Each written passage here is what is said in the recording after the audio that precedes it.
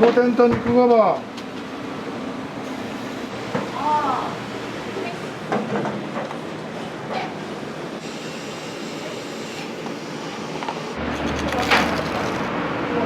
このごぼうはもう最高です。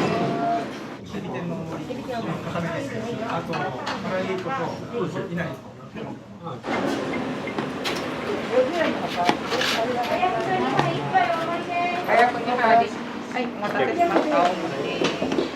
大盛りです。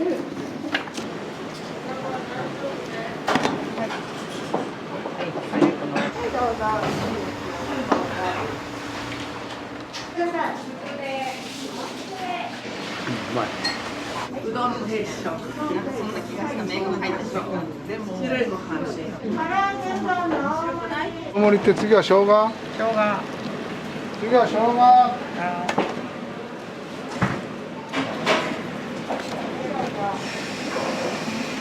もうお腹におる時からずっと通ってます。おうどんの量がめちゃくちゃ多くて。美味しいね。麺がしっかりしてて。でかいです。うまい。この店は私の店じゃないんです。お客さんの店なんです。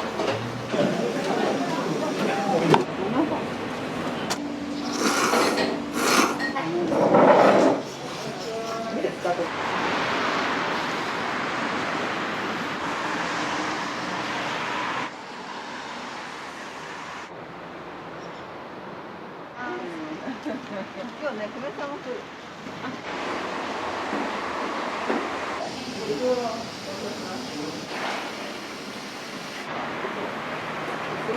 こちらが話し今日からね、できるだけ美味しいものを今お客さんに提供すると。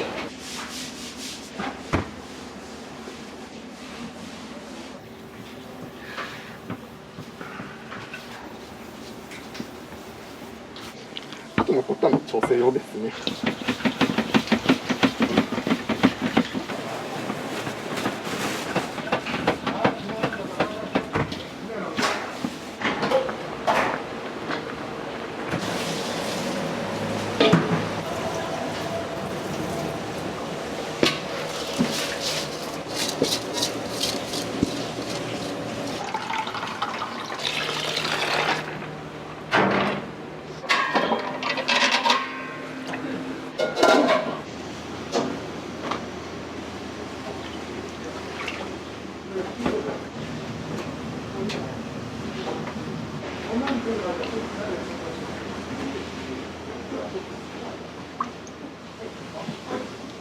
これが大事。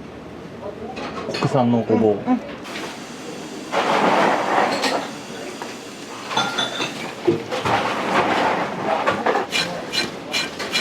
それぞれからもう一回分あげますよ。はい。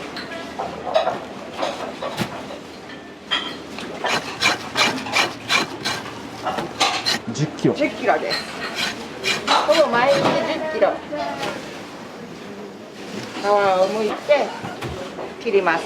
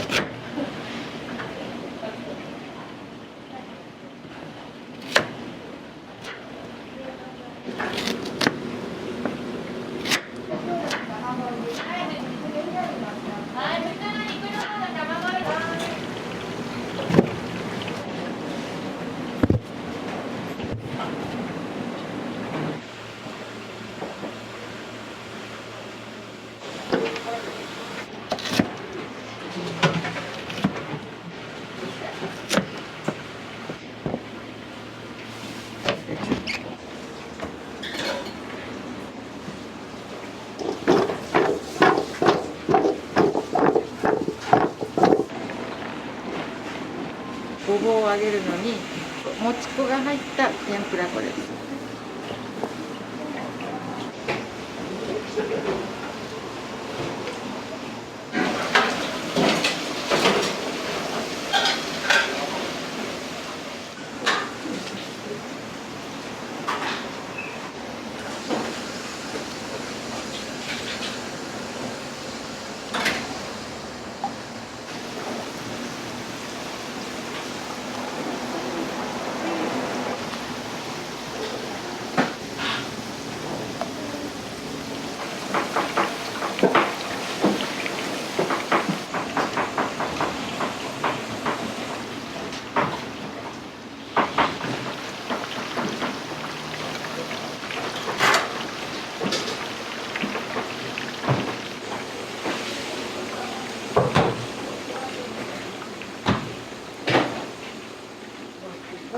も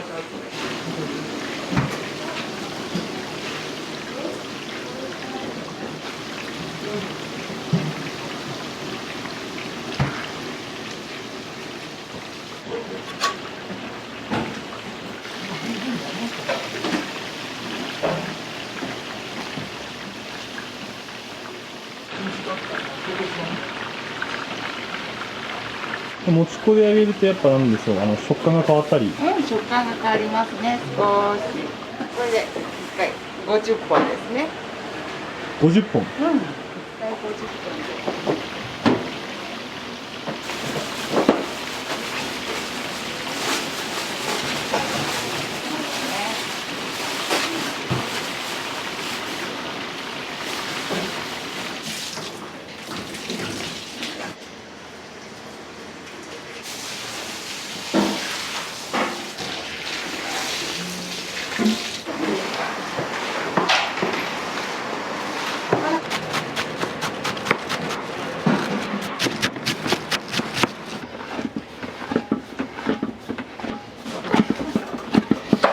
小分けして小さくしてその後練ります。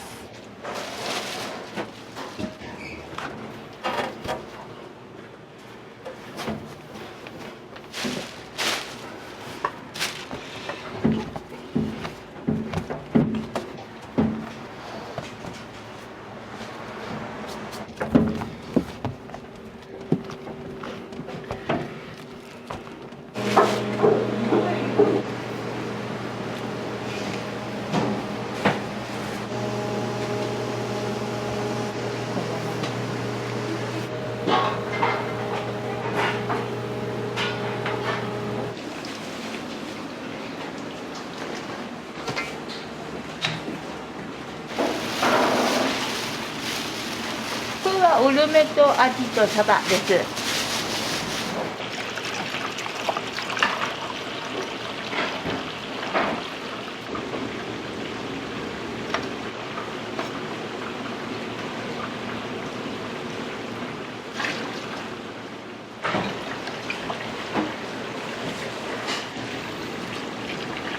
でも月曜日はなんか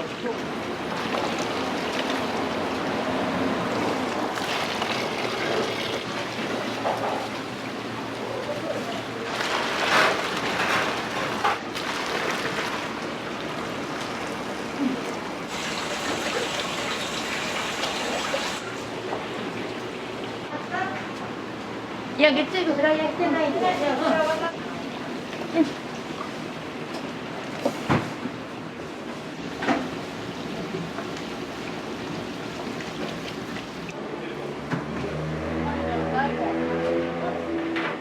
大体ね、30分ぐらいあります。30分はやるんですね。ちょっと天かすがこんなして浮いてきそうでしょう。はい。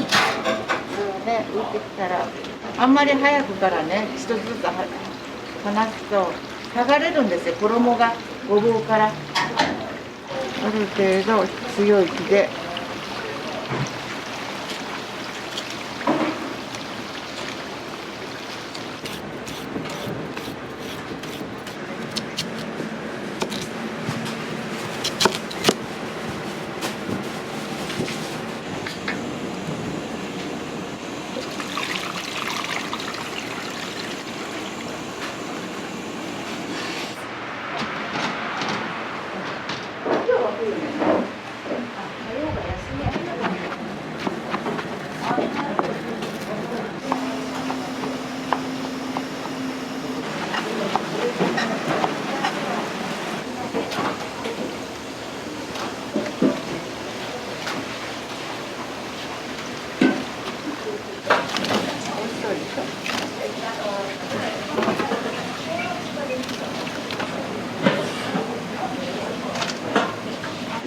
で、つぶつぶが残るぐらいに。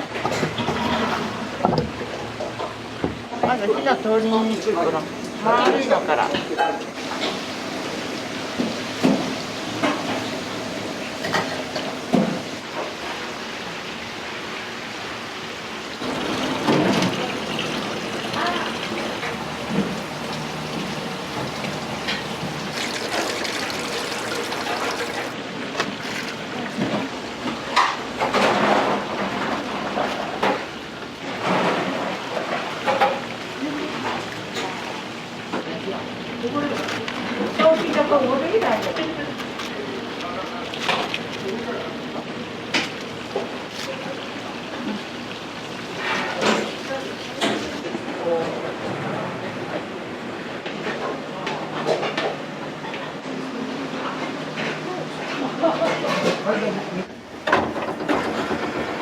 をこねたやつですね。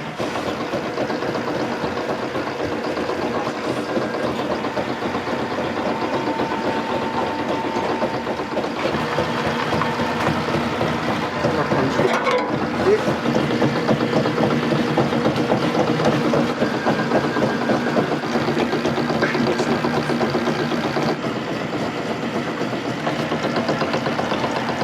こんな感じで並びます。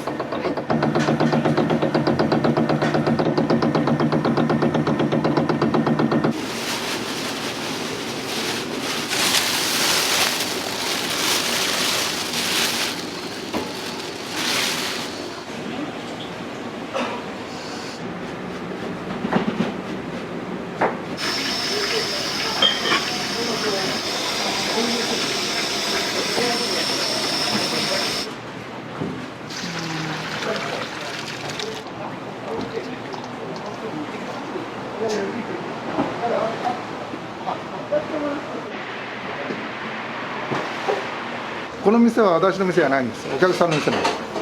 だからお客さんがこういろんな人をこう連れてきていただくと、そんなような感じで仕事してるんですよね。上からこれをしてくるけ、それで一個上だと洗ってから、まあ毎日するけどね、これは。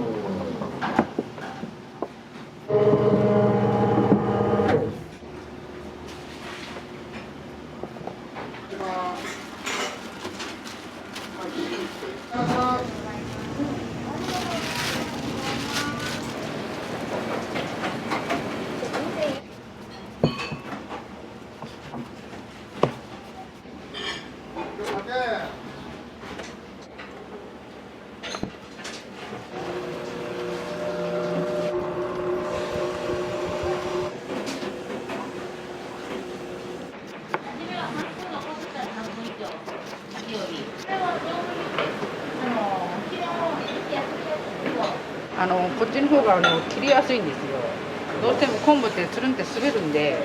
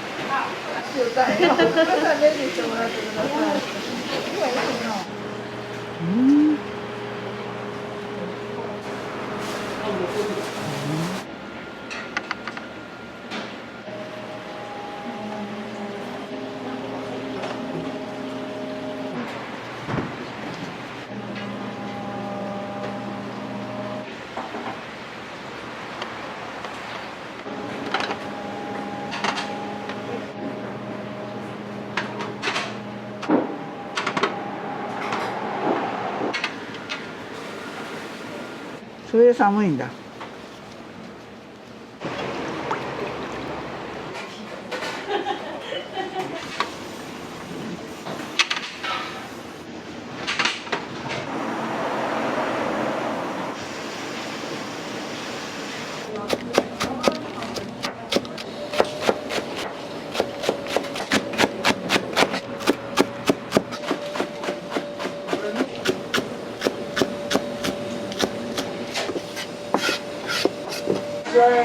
塩コショウが30薄く。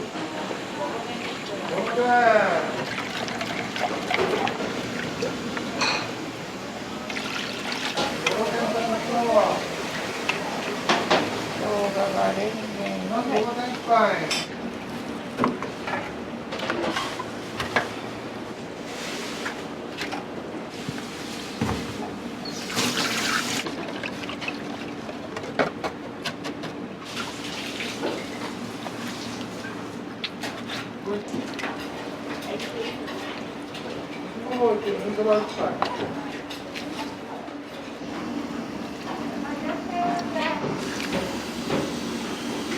ありがとうございます。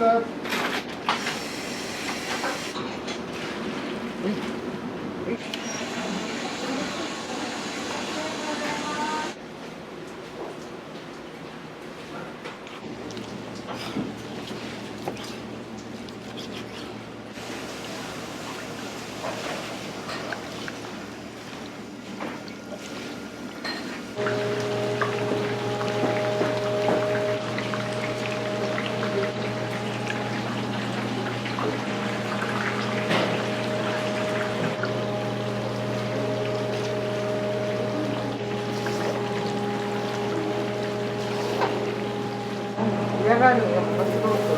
まだね、パスタしてるのにね、いろんなことさ、本当に。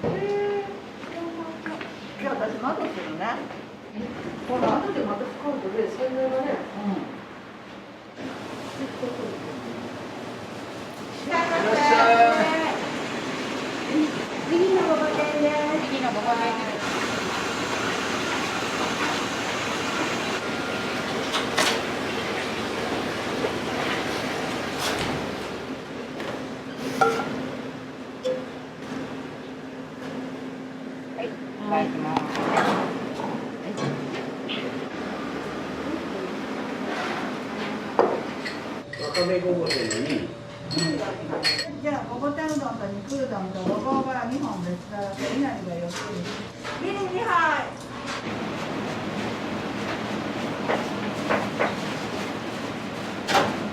これ2合からいきます。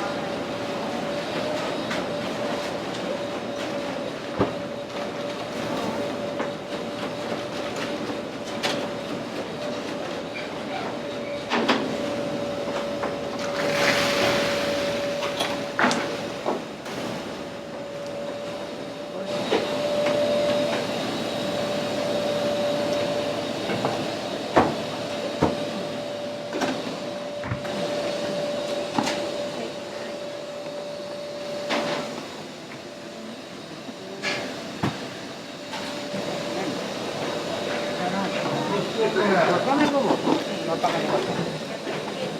はい。はい。お待たせしました。わかめご飯です。はい。はい。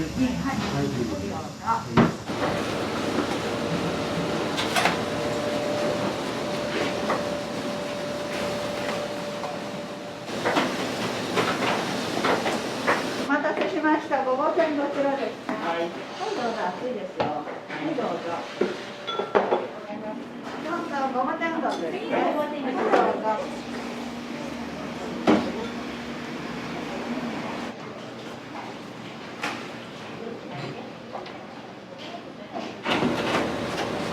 はい、普通お願いします。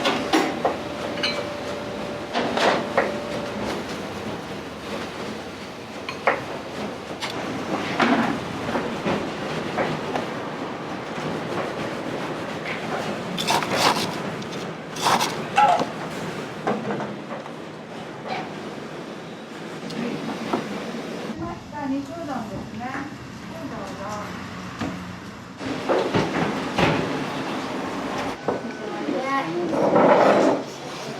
いいですか、どうぞ。はい。家のごぼうですね。はい。いらっしゃいませ。温かい山かけ入ります。卵入っていいですか。はい。ごぼう1本です。ごぼう1本ですね。はい。いなり1つ。ごぼうは中に入れていいですか。ミニのごぼうにこちら1枚。肉うどんにごぼう2本といなりです。これ山かけうどんです。もうちょっといきます。これお願いします。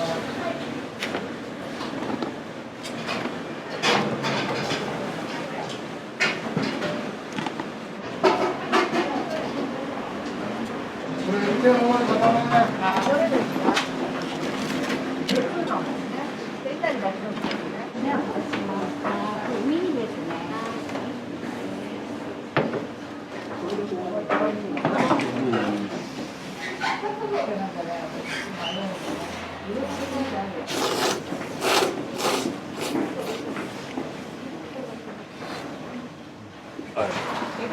昨日から来てて待ってたうどんお味いかがですか。美味しいですね。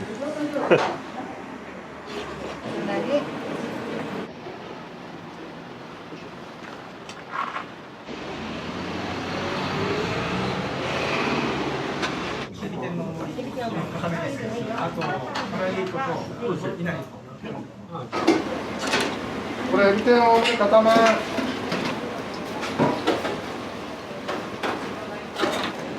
ごぼう天と950円です。50円の方。早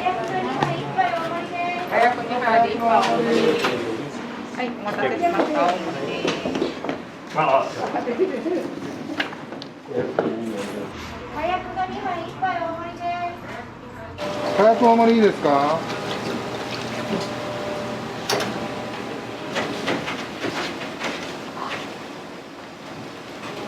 早く大盛りです。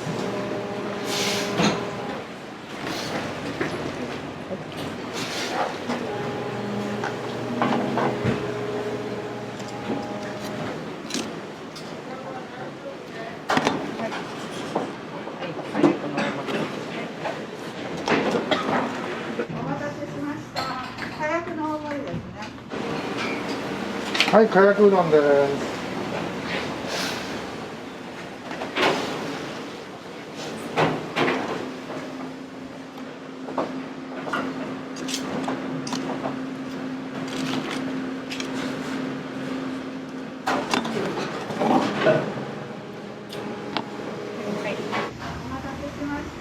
早くです。はい、どうぞ。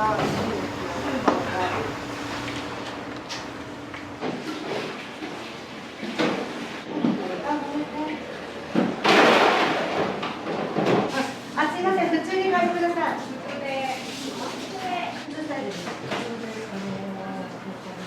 山崎さん、オーダー待ちです。うまい。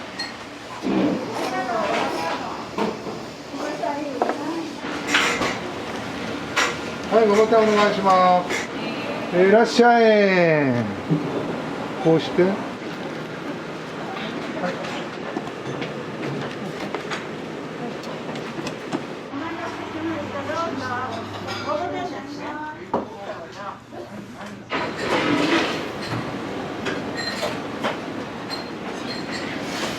はい、見る。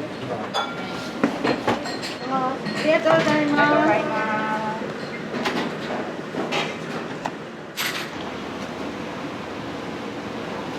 はい、ミニお願いします。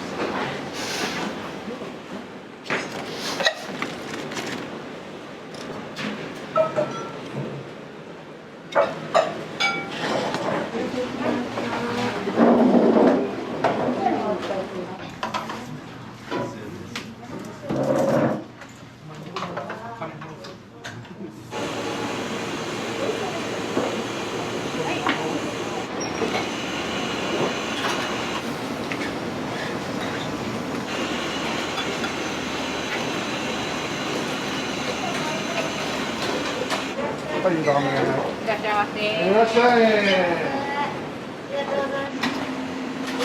はい。待てました。ゆらめですね。はい、どうぞ。お待たせしました。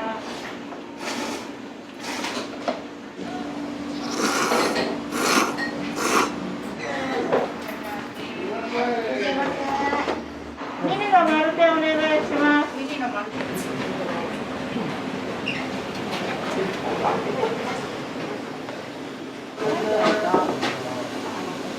はい、ごぼ天いいですよ。ごぼ天と肉ごぼう。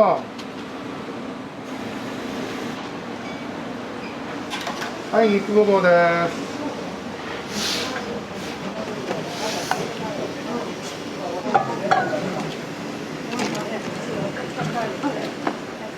はい、いらっしゃいませ。いらっしゃいませ。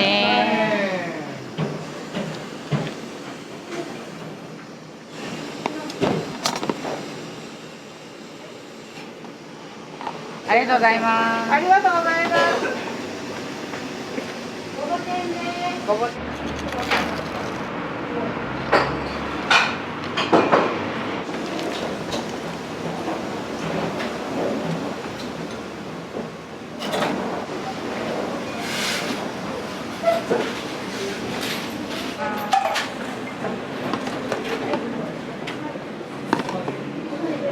前からすみません。はい、そばお願いします。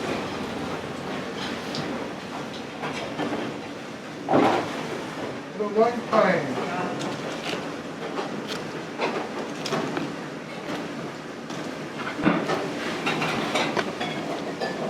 どう一杯いいね。17番。これミニ2杯と大盛り1杯。これミニ2杯です。はい、お願いします。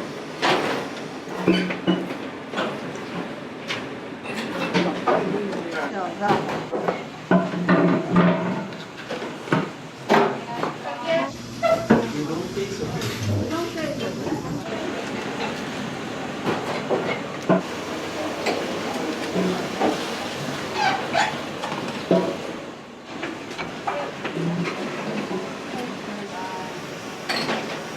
はい、すみません。はい、お待たせしました。どうぞ。はい、どうぞ。お待たせしました。はい、ありがとうございます。いらっしゃいませ。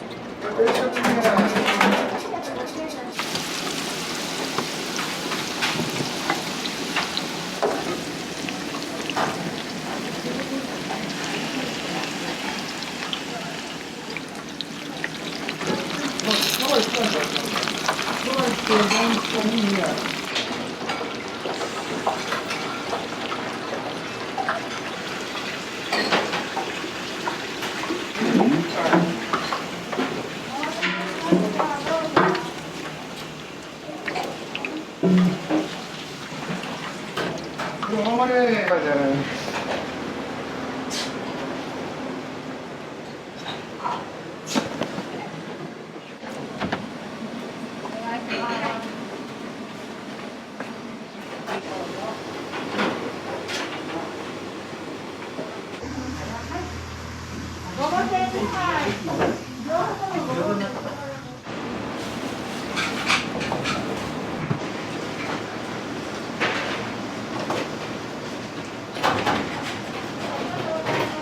ありがとうございます。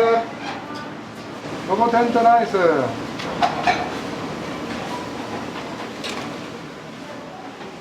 ごぼ天2杯。ごぼ天2杯。もう一回ごぼ天いきますよ。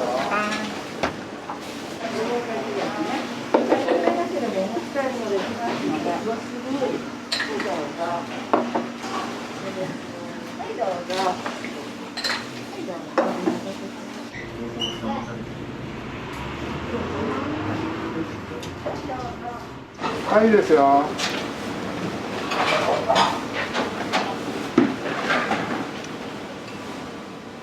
はい、ごぼ天1杯。あとごぼ天2杯。いらっしゃいませ。いらっしゃいませ。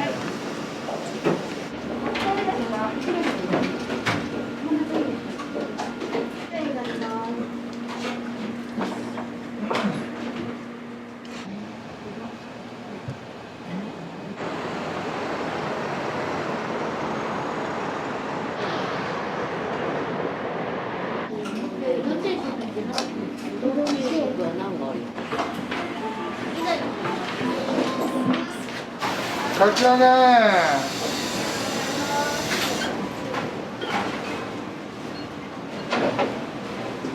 これごぼ天。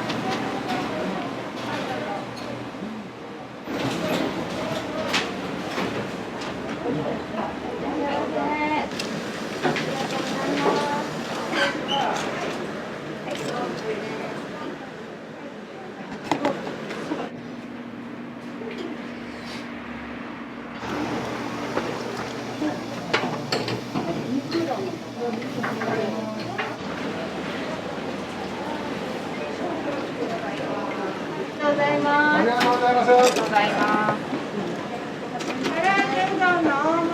唐揚げの大盛り。ごぼ1本トッピング。定食白とごぼう。でミニの生姜。ミニの生姜。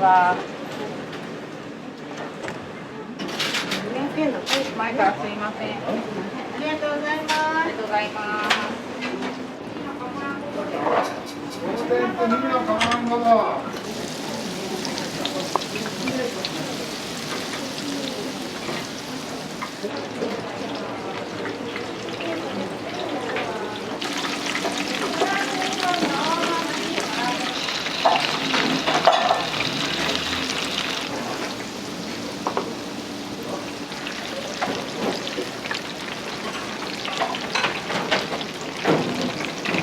最初のかき揚げ上がり。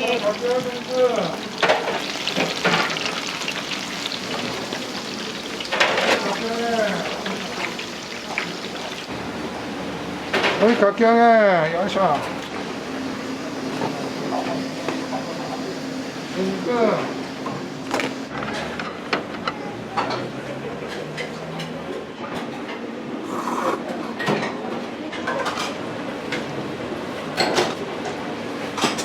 お願いします。ミニ生姜。は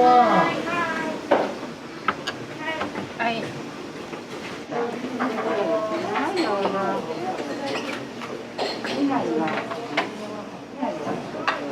ないですね。はい、どうぞ。いいですよ、このままそのまま熱いから。はい。どうぞ、よろしいですね。はい。いらっしゃい。いらっしゃいませ。お願いします。これが自分で出すケースさっきの。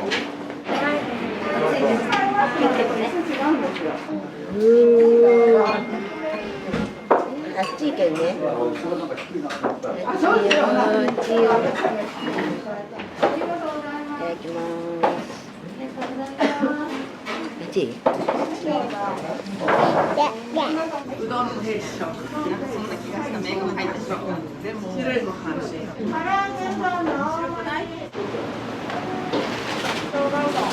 生姜。いいよ。じゃあ2いっぱい。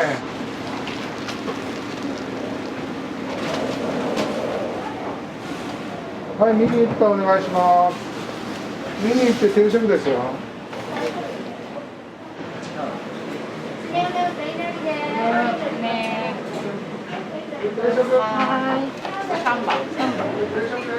定食。次は大盛り。そば天2杯といなり2個です。はい、大盛りお願いします。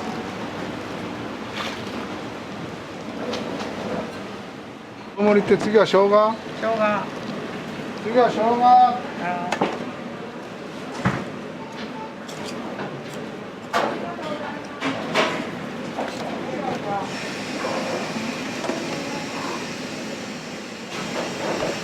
1660円になります。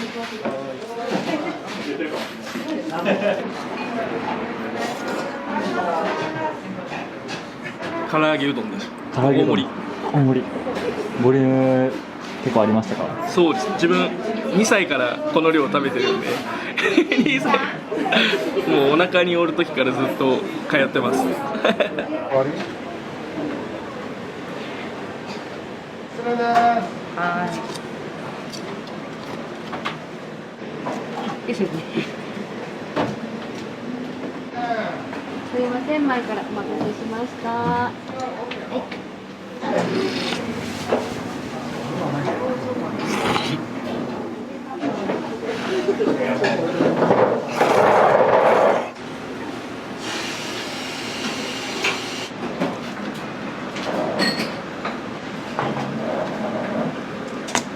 ありがとうございます。ありがとうございます。はい、前からすいません。おうどんの量がめちゃくちゃ多くて、美味しいね。麺がしっかりしてて、でかき揚げがもう絶品ですね。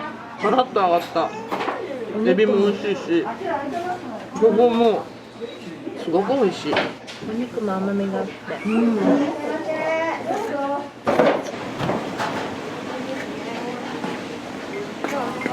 830円になります。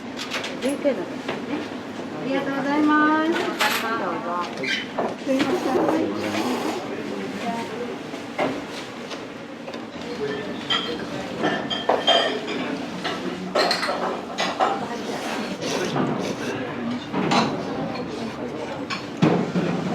このごぼうはもう最高です。1060円になります。かき揚げが入ります。はい、定食2杯1つ大盛り。はい、どうぞ。お決まりでしたら。肉うどんのいなりです。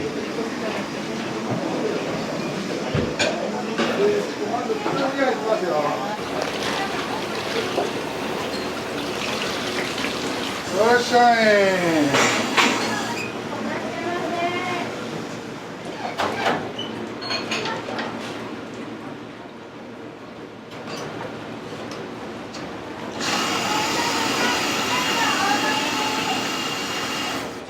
普通にや。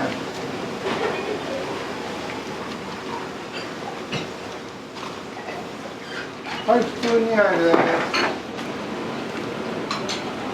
す。よいしょ。普通にお願いします。鴨なんと肉でいいの。鴨なんと肉。ちょっと大盛り。それとかき揚げも入ってる。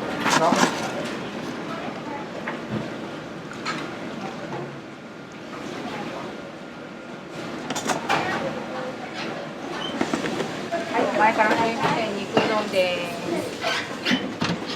はい、すいません。はい、ミニ1杯いきます。ミニ1杯と大人。は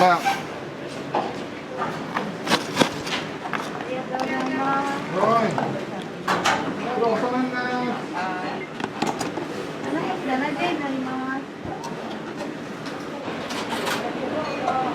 ありがとうございます。これ細麺肉です。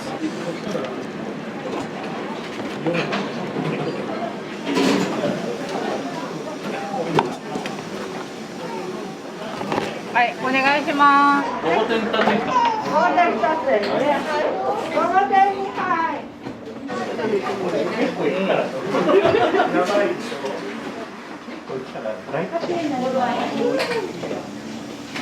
でかいっす。うまい。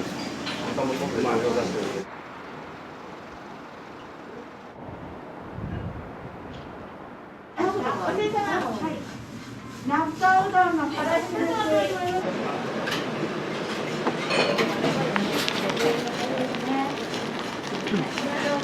ありがとうございます。ありがとうございます。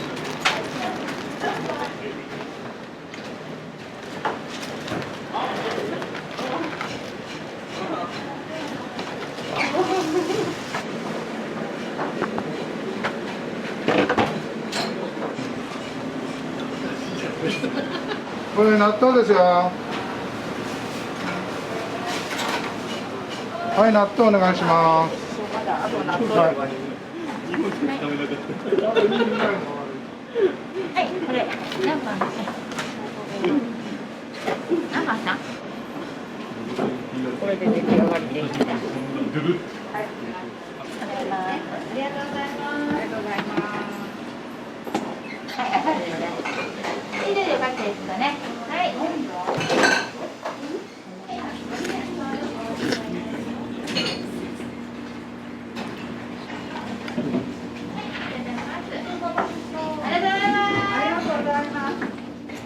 納豆結構好きなんです。納豆好きで。よ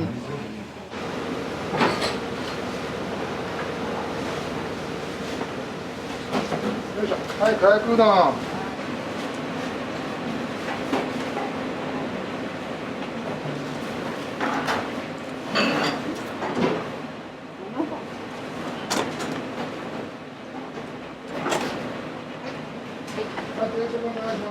りがとうございます。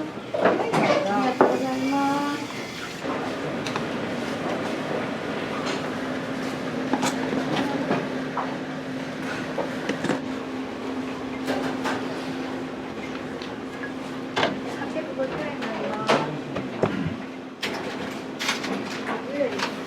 すいません、定食です。卵はもうそうする。じゃあ。よ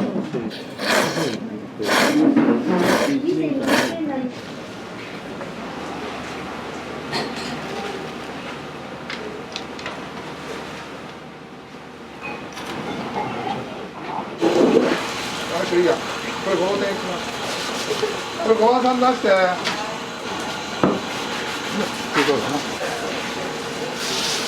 これ5番さんの5点、もうちょいいきますよ。はい。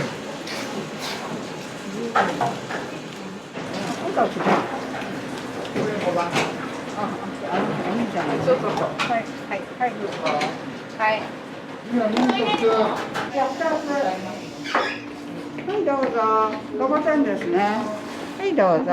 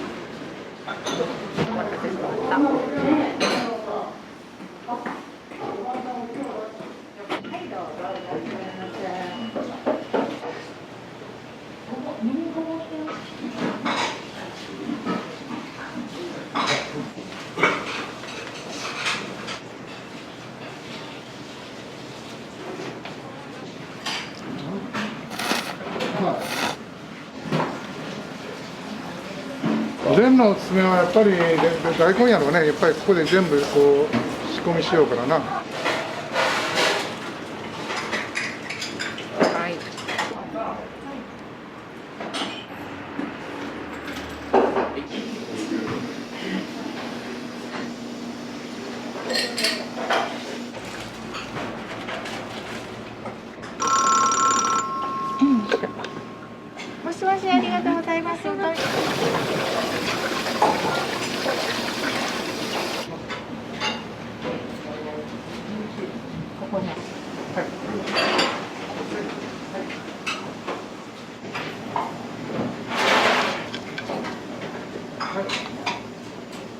よ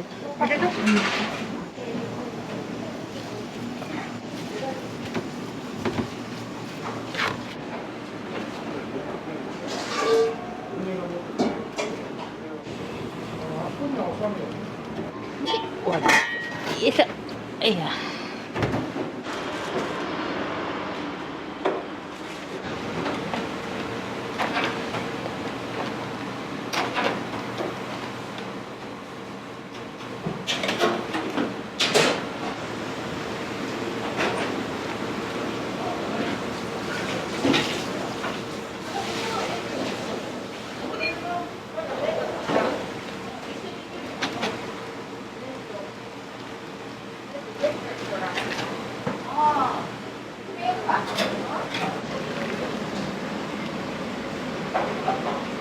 1790円になります。2000円お預かりします。ありがとうございました。ロシアン上品だ。 210円にお返しありがとうございます。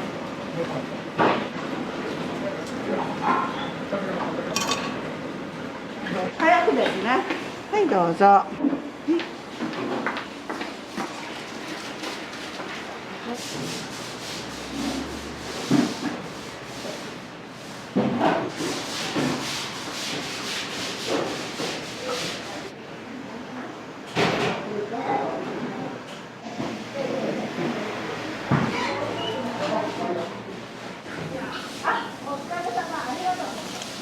脱サラしてサラシうどんっていううどん屋さんがあったんですよ。でそこに頼んでですね、うどんを教えてもらったと。いろいろこう食べ歩いたんですよ。やっぱり自分にはそのサラシうどんのうどんがあったんですよ。自分が好きやった。すごい食べた時にこれは美味しいなと思って、それでそこにこうその大将に頼み込んだんです。うどん屋さんしたいんやけどって言ったら、もうやめとけって言われたんですよ。もうサラリーマンしようってあんたうどん屋さんなんてできるかってあんたもう今のうちにもうさっさとやめとけって言われたんですもんね、最初。でもやっぱり何回か頼みやったらしょうがないなって、やるかって話になって、その教えていただいた一からですね。もう何時近くなってきたらもう8時前するかと。やっぱりこう仕事してるとやっぱりこう張り合いがありますもんね。ごぼうだけはやっぱり揚げる人の体調悪いとすぐ分かるよね。揚げたの見たら。だから体調良くしてないとごぼうは揚げられないよって。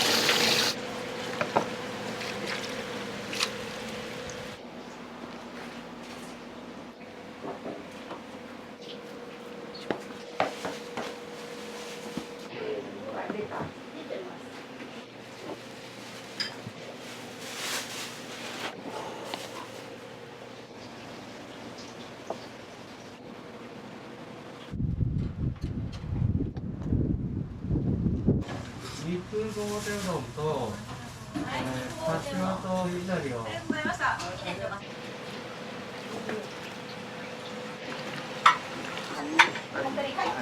うぞ。すぐできますのでおっしゃってください。かやぶうどん2つ。あとかしわおにぎり2つください。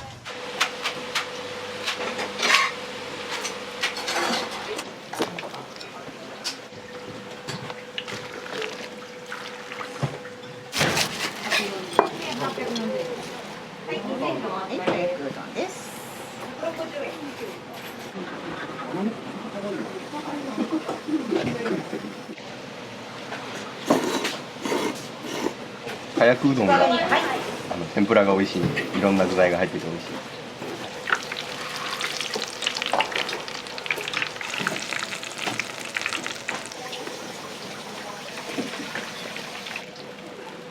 はい。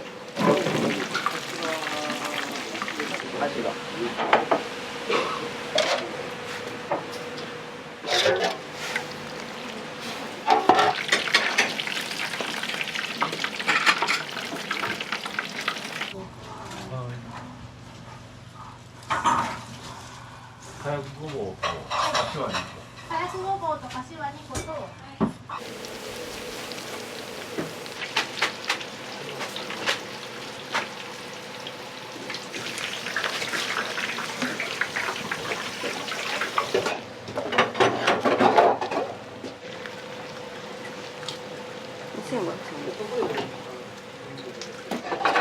ネギ抜き。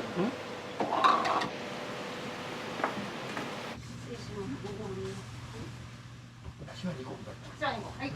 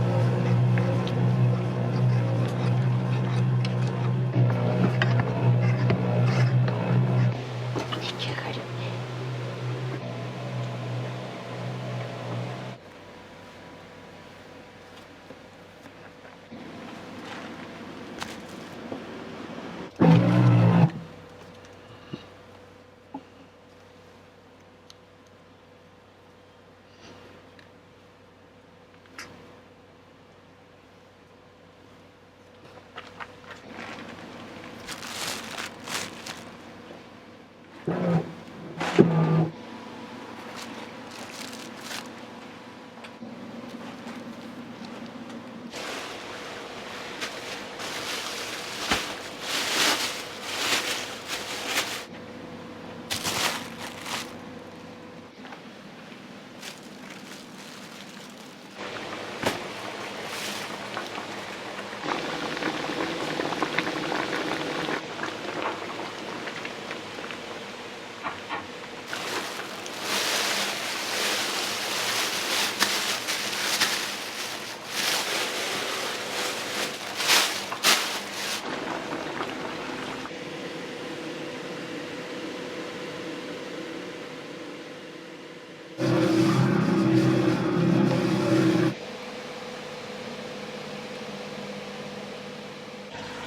ごまね、昆布だしをたっぷり。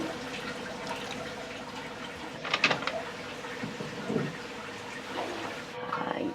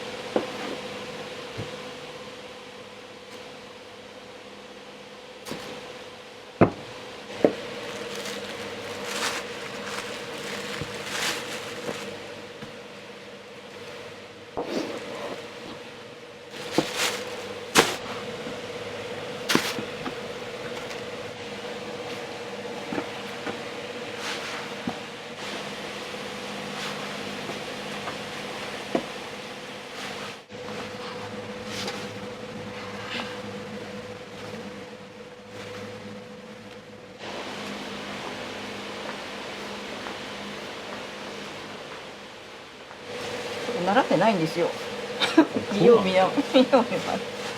あ、本当でお母さんの手見せてもらってください。大きいよ。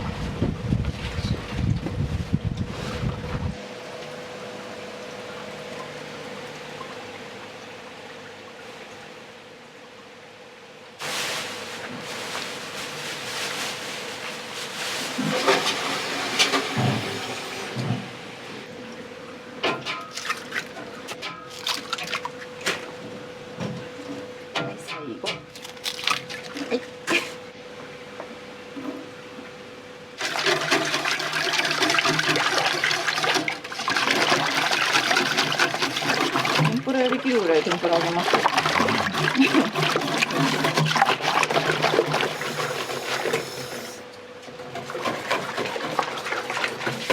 そうせんだよ。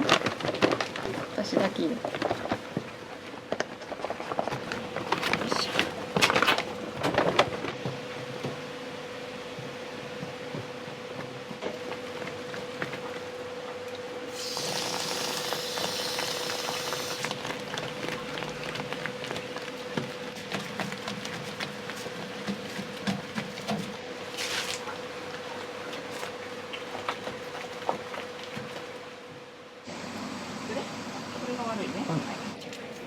汚いよね。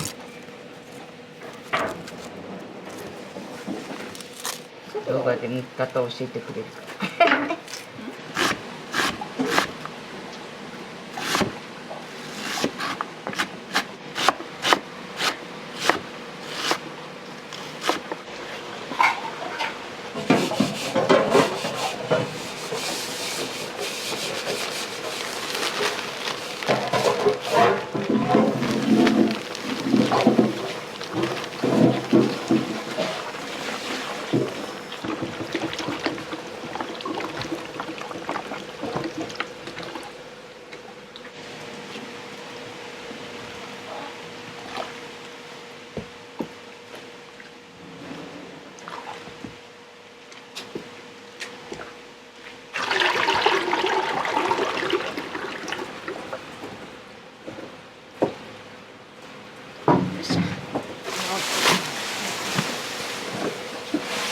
あ、動きやね。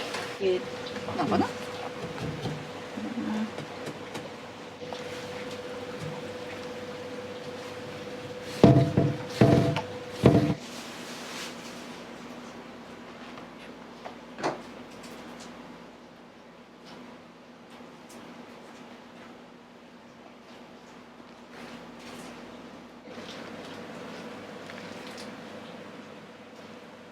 白ご飯ね。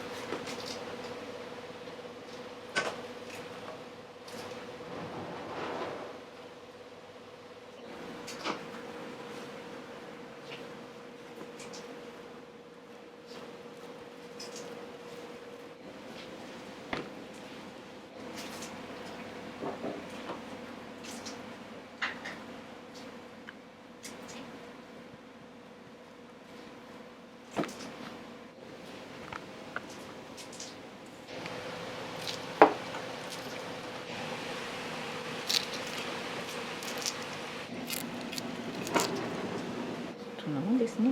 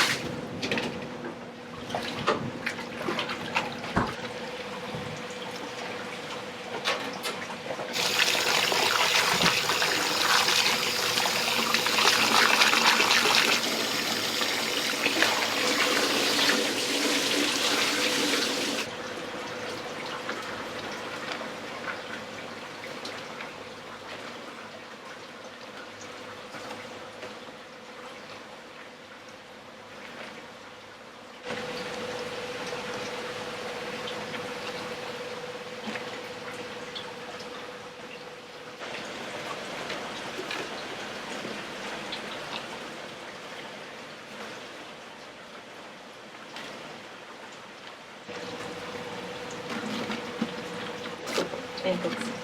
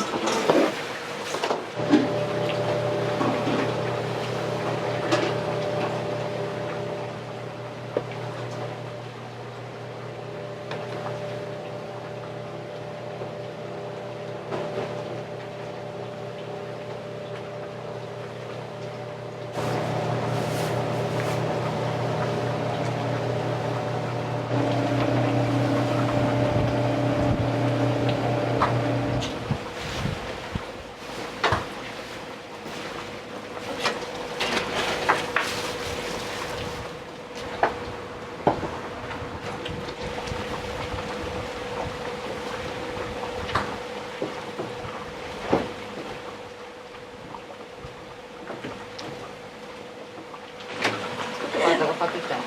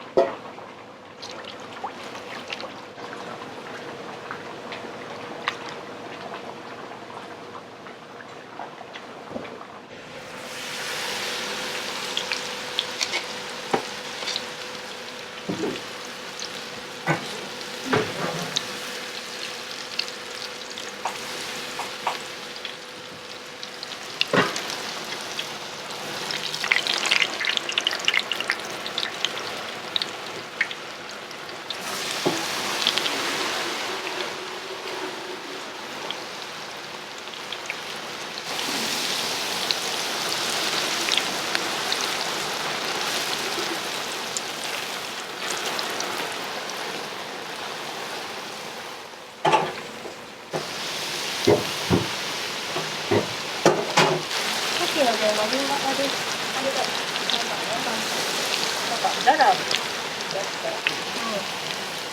予習くれる。ララ。こういうことすごいね。M1 も岡山出身の。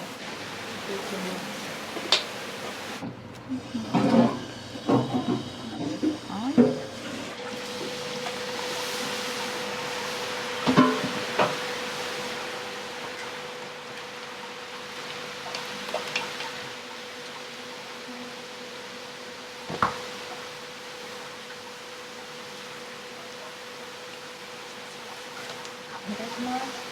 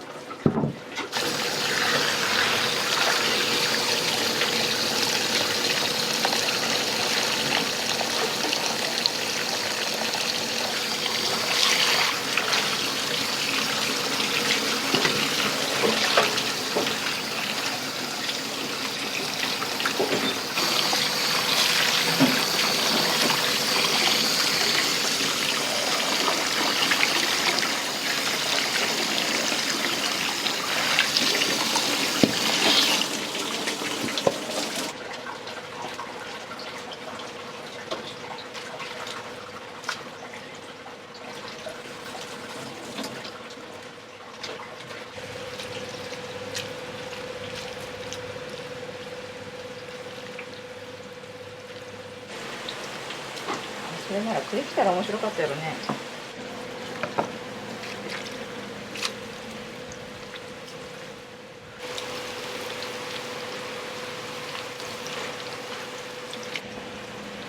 硬いのが好きな人は硬く。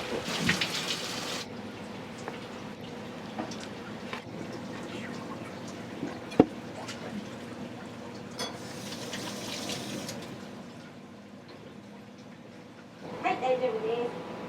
はい、ありがとう。次次。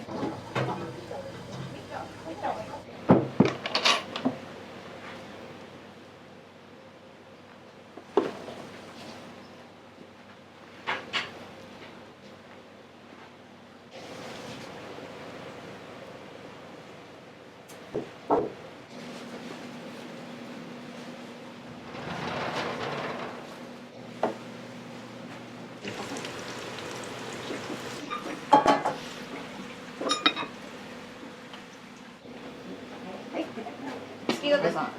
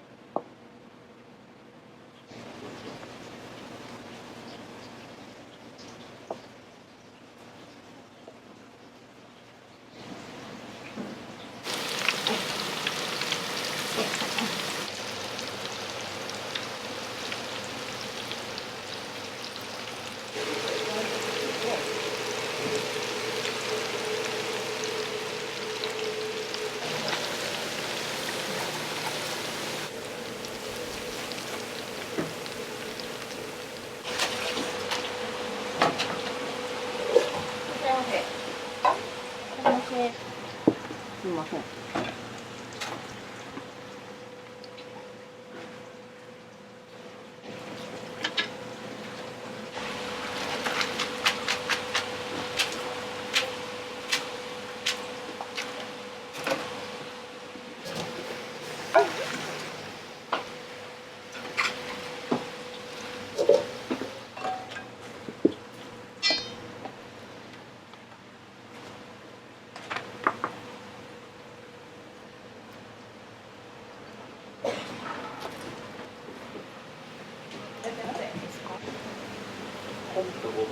はい、今度とごぼう。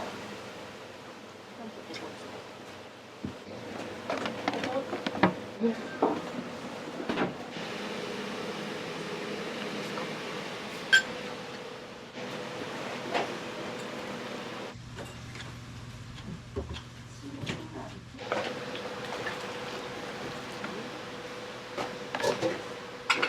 皿でニコニコ。はい。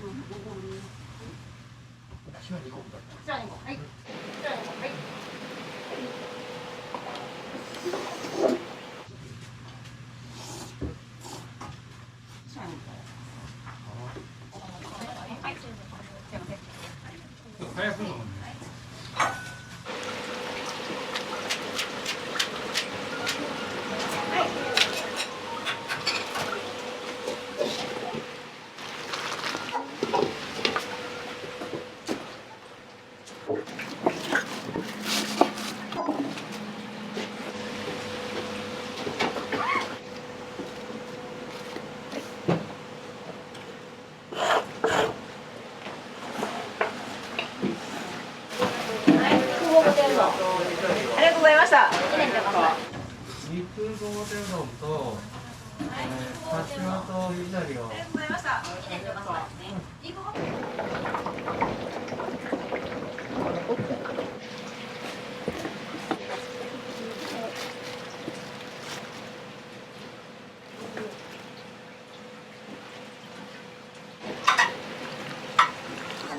らっしゃいませ。いらっしゃいませ。本当に、はい、こちらどうぞ。すぐできますのでおっしゃってください。かやくうどん2つ。はい。あと、こちらおにぎり2つくださ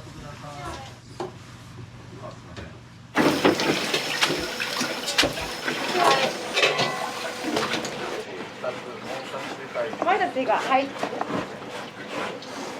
とうございました。お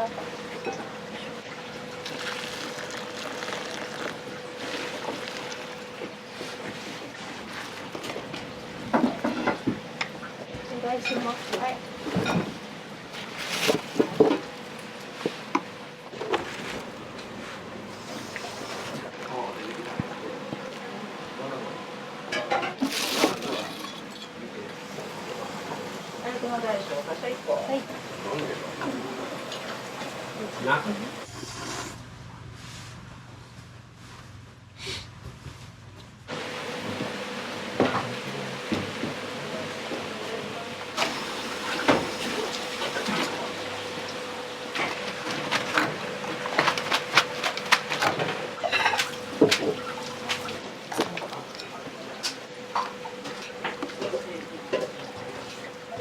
はい。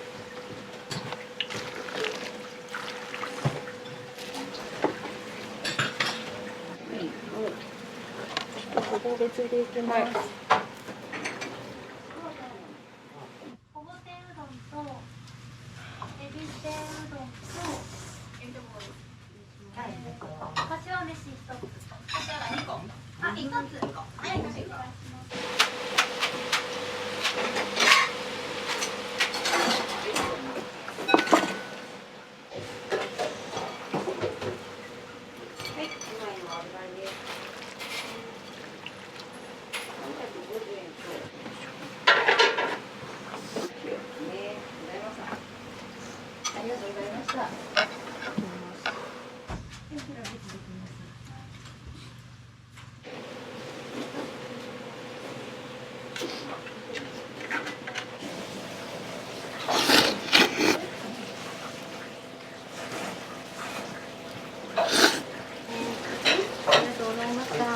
こちらのお店によくいらっしゃるんですか？初めてですね。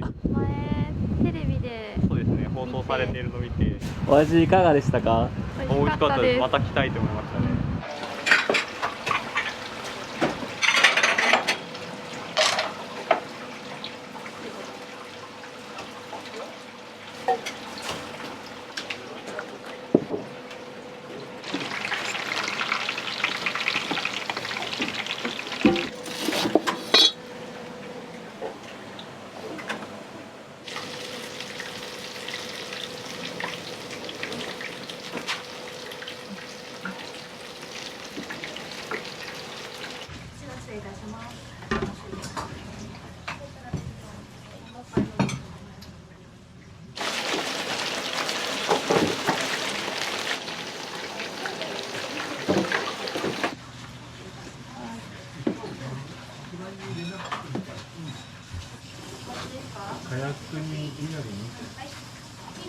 と火薬と稲荷2個です。うどんです。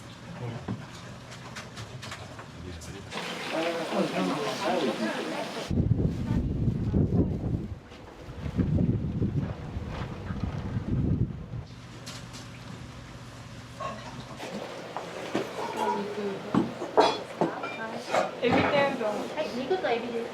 で、いなり寿司2つ。はい。そうです。1が2です。はい。ち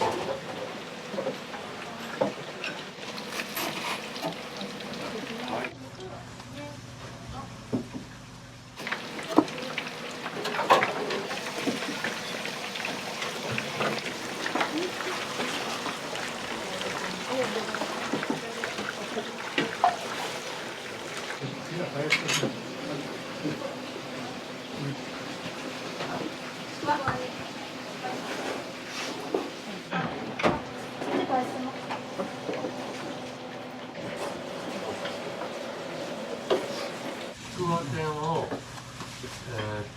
2つと、いなりを2つと、かしわが1つ。いいのした。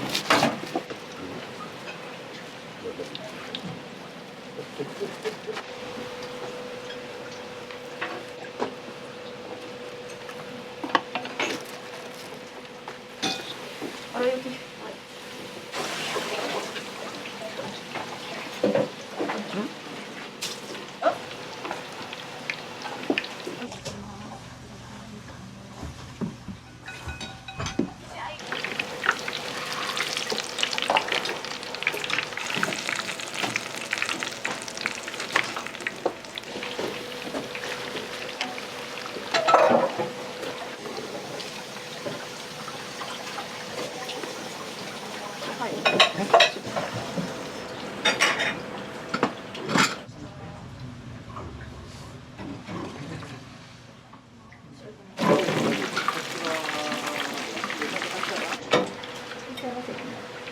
いらっしゃいませ。飲んだり。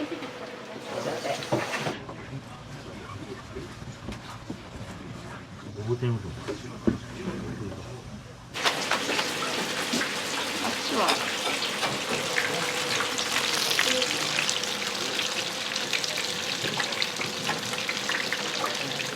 はい、ごぼうです。はい。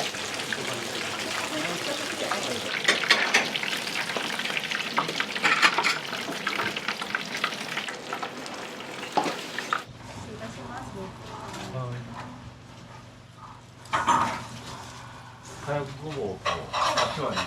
かやくごぼうとかしわ2個と、かやくと、かやくと、かしわと白1個。はい、かやくとか白かしわ。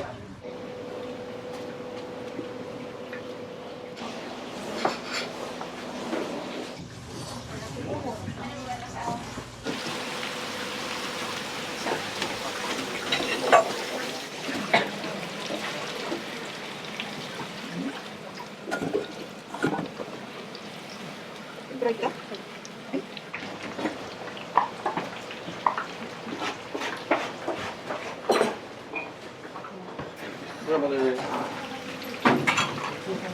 りがとうございました。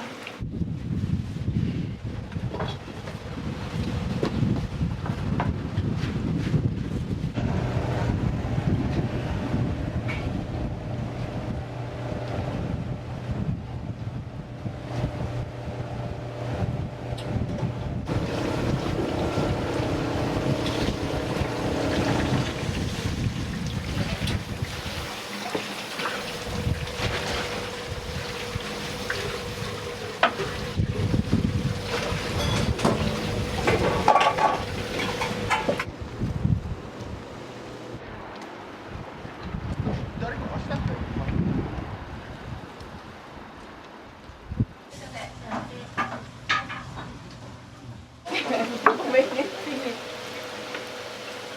パートナーが違うけど。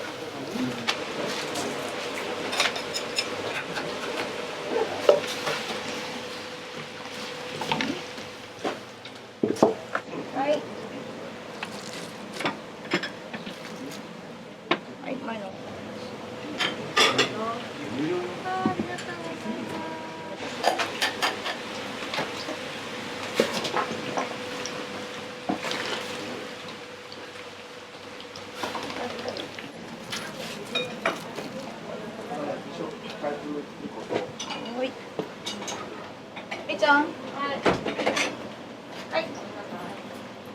貝ですね。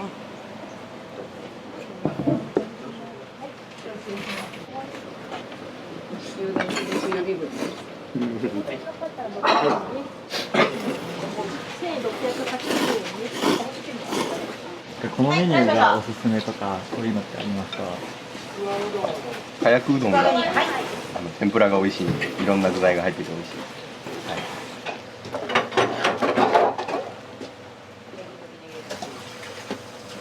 わかめも入ってないね。ネギ抜き。すいません。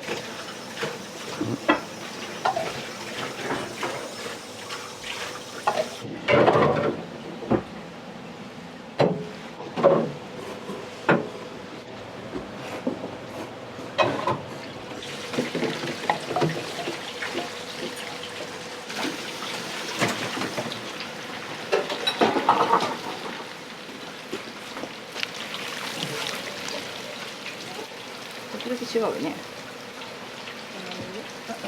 鶏から。はい。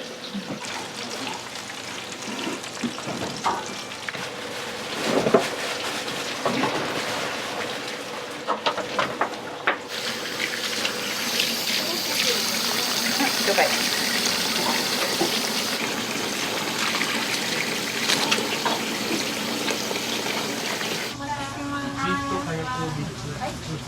早く1日3セットです。はい。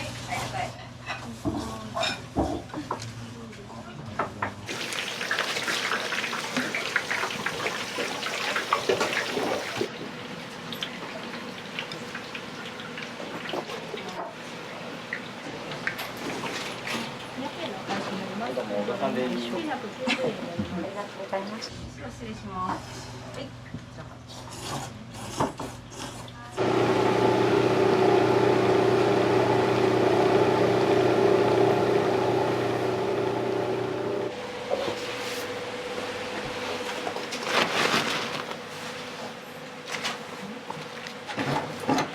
危ないよ。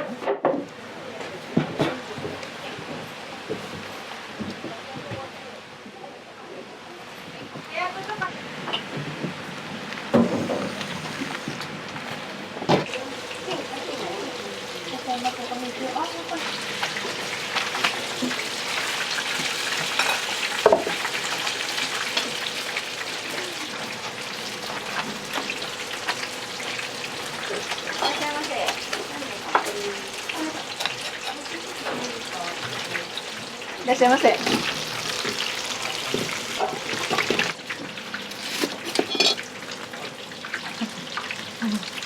が入りすぎるんです。はい。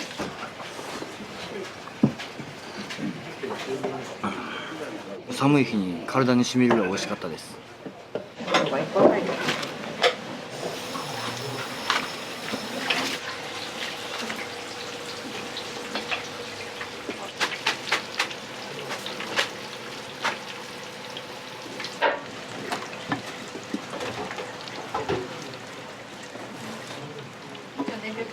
今やってます。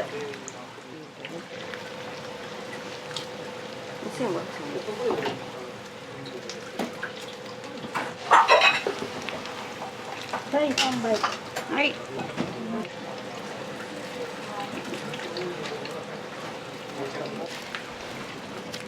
食べ込んだね。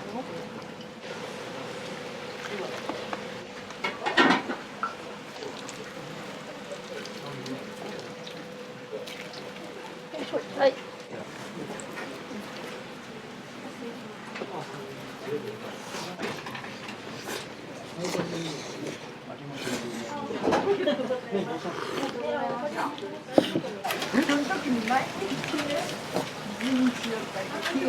藤不動産さんの昔のありがとうございます。ありがとうございました。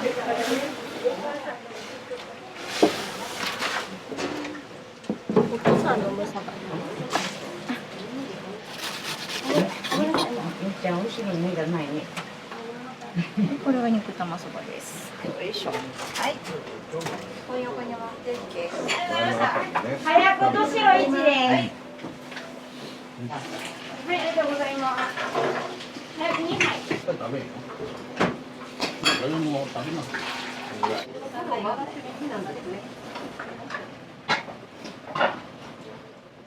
れは違うかも、味が。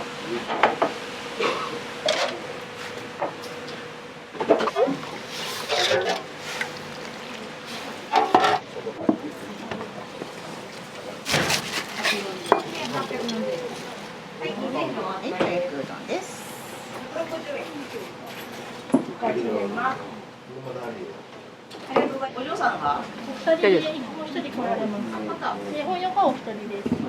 本横ごぼ天うどんです。はい。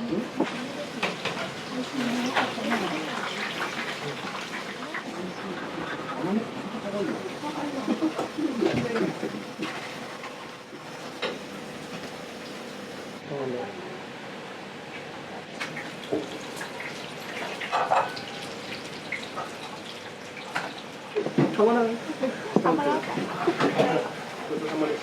りがとうございました。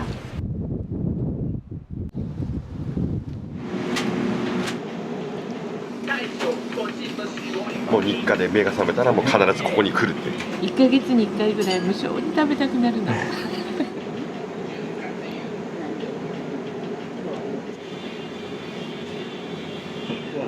月見うどん、はい。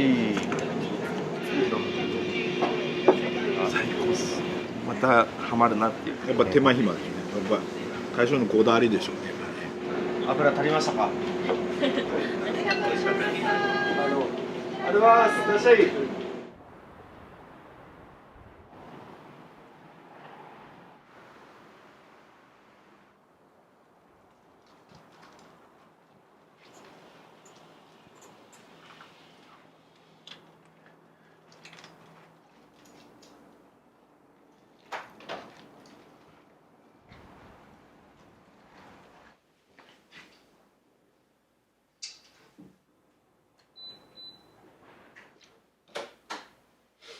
3月にオープンして朝5時から13時まで8時間ぶっ通しで1人でやってたんですけど、8時間営業する前に2時間仕込み、それで10時間ですね、ぶっ通しで。その後片付けも2時間ぐらいかかって、で営業時間中に肉の仕込みできないんでうどんやってたらですね、肉の仕込みがまた 4,5 時間かかるんで毎日寝る時間がないっていう。1ヶ月で8時間営業もうやめましたね。本当に寝れなくて倒れそうで。から2時間短縮して5時から11時までの営業を約半年続けたんですけど、朝5時に酔っ払いが来るんで、酔っ払いがその前の道で酒盛りを始めたりするんで、それで苦情が来て、で自分も中の営業をやりつつ酔っ払いの対応をするのは難しかったんで、今は7時から12時までにやってますね。7時から12時まで営業して60杯を目指していくという感じですね。60杯売れたことはまだないんで60杯売りたいですね、一人で。そんな感じです。これも常連のお客様が作ってくれたですね。洗い替え込みで3枚。入り口の提灯も常連のお客様が作ってくれて、のれんは自分が作ったんですけど、受け皿とかもこんなも全部常連のお客様が作ってくれました。この歌とかもそうなんですけど、箱崎に住んでる常連のお客様で歌全部12曲作ってくれて、これ CD がベストアルバムができてますね。12曲のベストアルバムがあるうどん屋さんは多分自分の店だけだろうと思います。その油の文字はもともと2年間曲がり営業してた時に常連のお客様だった設計施工会社の社長が見つけてくれて、もう全部ここもそこも和室だったんですけど、それ全部改装してくれて、その時サービスでそれつけてくれました。これは煮干し油ですね。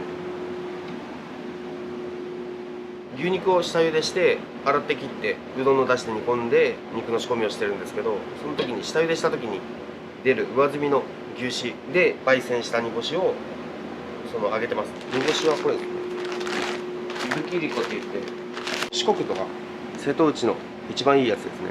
朝収穫するカタクチイワシなんで、お腹の中に内容物が入ってないっていう、茶色くなるぐらいまで焙煎してそれを牛脂で揚げてます。これは煮干しあえ玉とか、あとここにメニューに書いてない裏メニューでチャーミートンと煮干し油のうどんがあるんで、それの時に使いますね。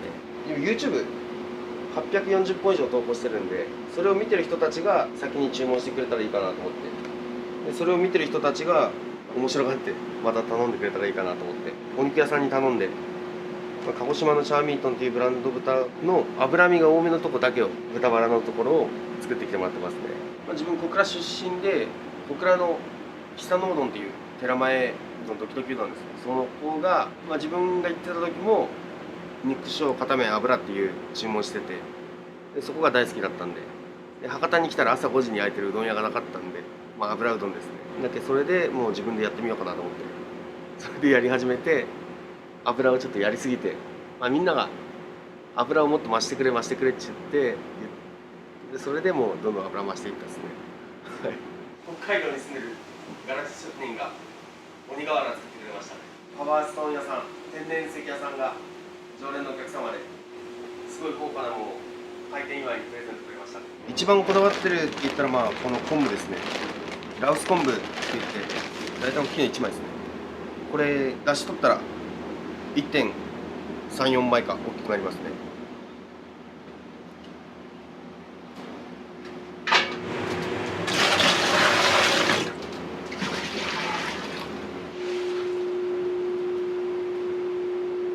使ってるのはこれ夢尽くしっていう米で、福岡の県産米ですね。これ今新米ですね。炊き方をこだわってて、全部 YouTube で見たんですけど、洗い方とか炊き方とか見て最強に美味しく食べれるように炊いて、多い時では平日最高2升炊いて足りなかったですね。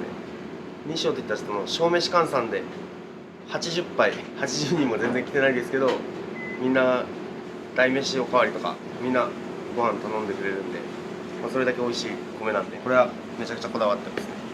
旅館の朝ごはんに出てくるご飯が柔らかくて甘くて美味しいイメージして炊いてますね。毎日何回も炊いてるんですごいうまくなりましたね、炊くのが。浄水の水で洗います。もう全然かき混ぜるだけですね。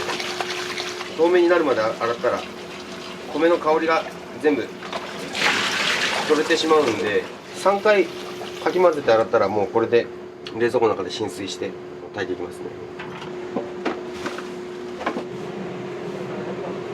土日は一撃でこれがなくなる時もあるですね。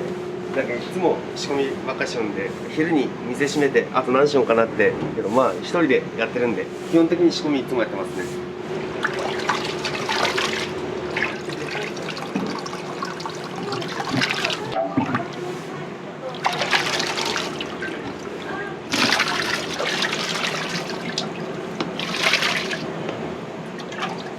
これ小分けして冷凍して解凍して使ってますね。なるべく毎日仕込みはないように、仕込みしてたら自分の時間は全部なくなるんで、買い出しもあるし YouTube の撮影も投稿もあるんで、味付けは完全に終わってる状態じゃないですね。ここからさらに醤油と塩で味付けて提供してますね。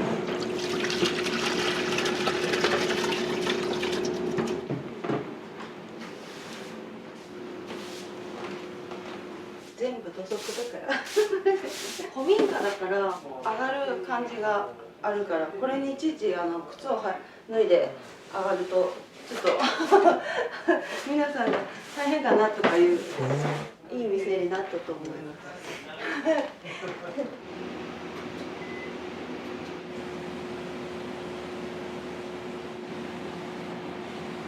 あ、昨日来ました。新しいやつ。仕立てですけど。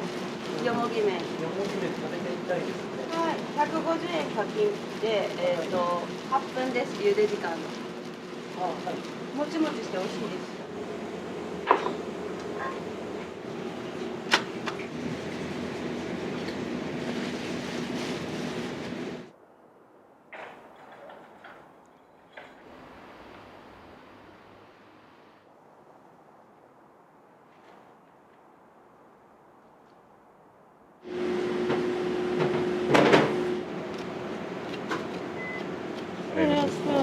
なんか剥きやすいって大将が YouTube で見て包丁とかピーラーとかよりほんと綺麗に薄く剥けるのでこんな感じ様は土日だけ、そうです。はい。平日は自分の別の仕事をしてます。昆布の写真を撮って、おはよう昆布さんっていう、これ自分が朝起きてるっていうことの確認のためですね、ストーリー。まあ寝坊することほぼないですけど、寝坊した時はこれが上がってないっていう。これがさっき入れた昆布ですね。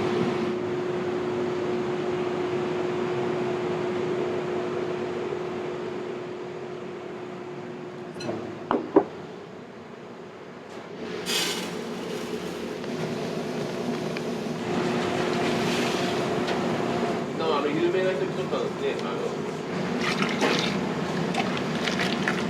大体継ぎ足ししてます。朝作ったのだけやったら味に深みが全然、ないって言ったらあれやけど味変わるんで、これ一晩冷蔵庫かけとったやつがあったらこれ割り込めばもう全部美味しくなるんですね。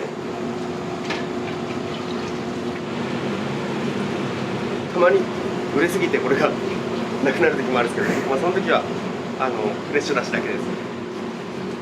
ほぼないですね。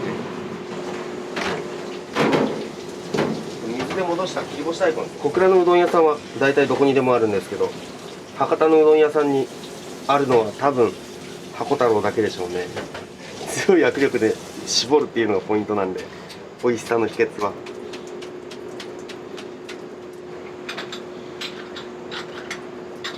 握力使いすぎたら酸欠になるぐらい力入れてやってますね。で絞りが甘かったら美味しくないんですよね。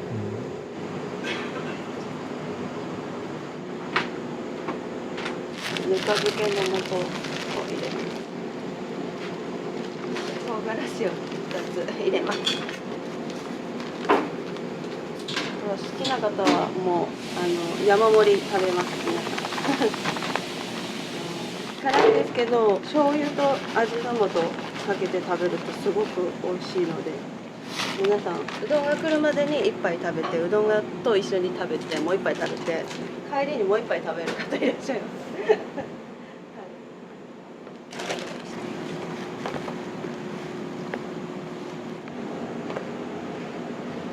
だしを取った昆布を千切りにしてサービスで提供してますね。これも味の素と醤油をかけて食べてもらいます。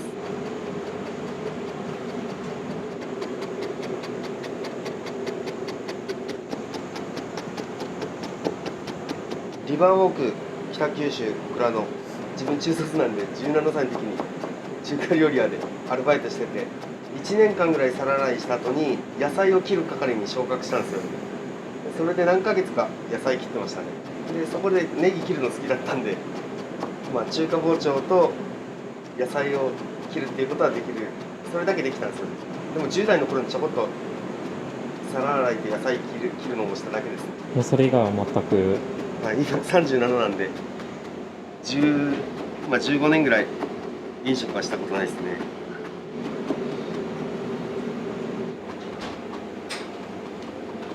いらっしゃい、ありがとうございます。番号書いてあるんで、番号順番に座ってお待ちください。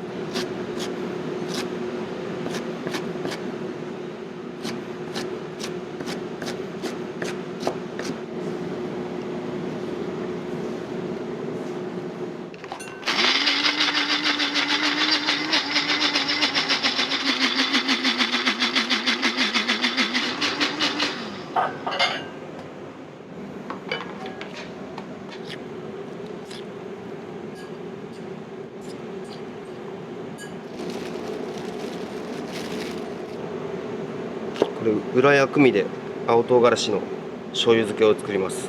メニューには書いてないですけど、課金でこれが使えます。知ってる人だけですね。仕入れが青唐辛子ある時しか作れないんで、それとか急に青唐辛子が高くなったりするんで。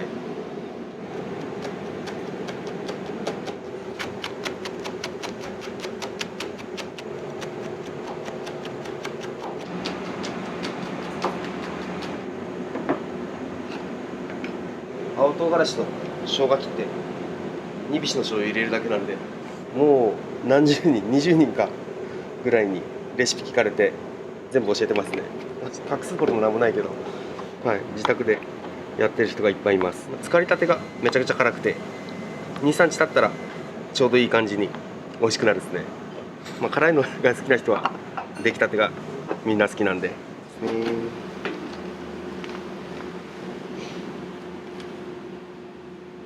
長めに炊いてるんで甘い米ですね。旅館の朝ごはんのご飯をイメージして炊いてます。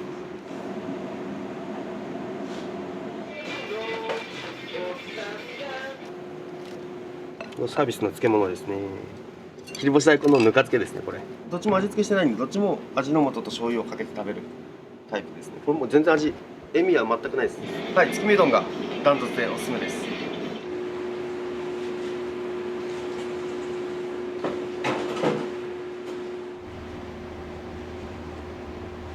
みません、お待たせしました。どうぞ。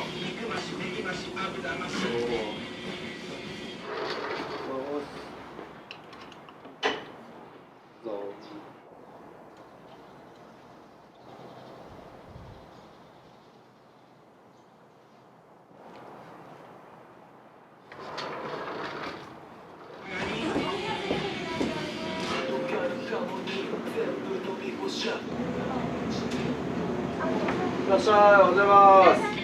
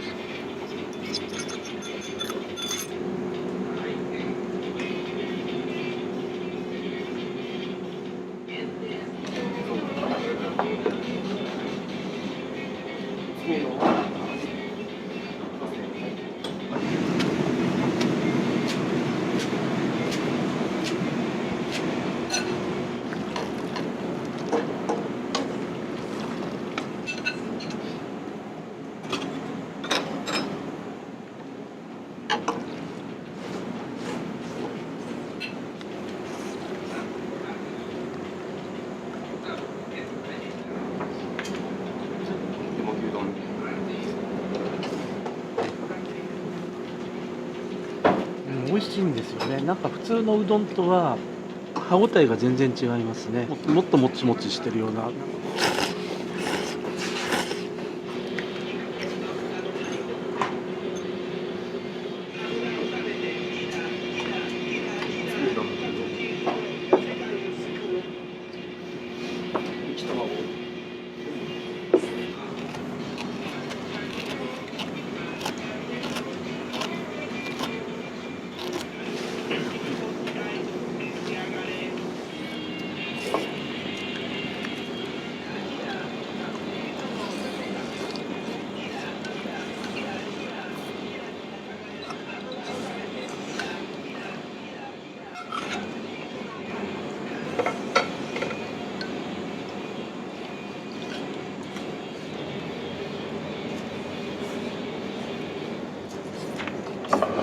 はい、どうぞ、お待たせしました。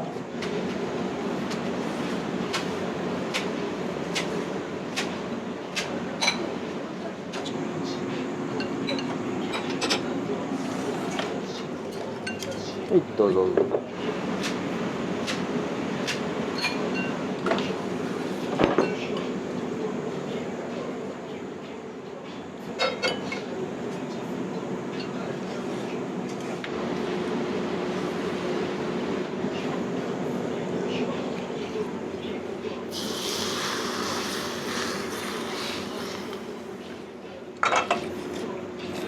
うどん。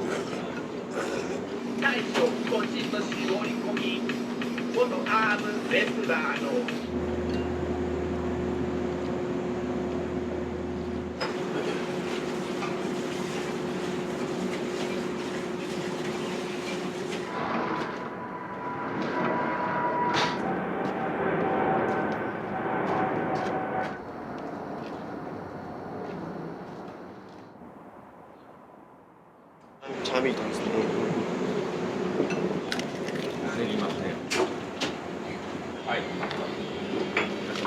はい、どうも、出ました。違う、CD。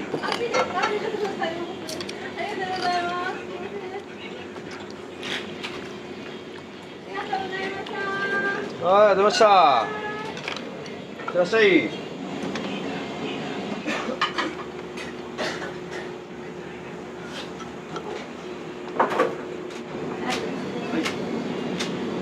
1300円になります。はい。ありがとうございました。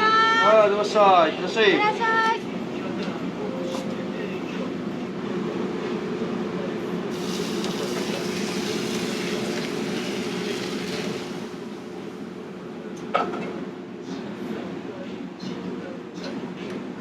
どうぞ。はい、熱いですよ。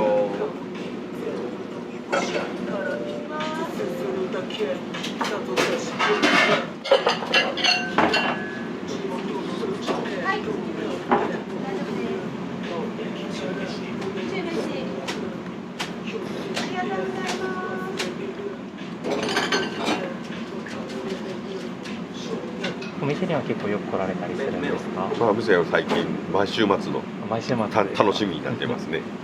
もう日課で目が覚めたらもう必ずここに来るっていう。いらっしゃい。おはようございます。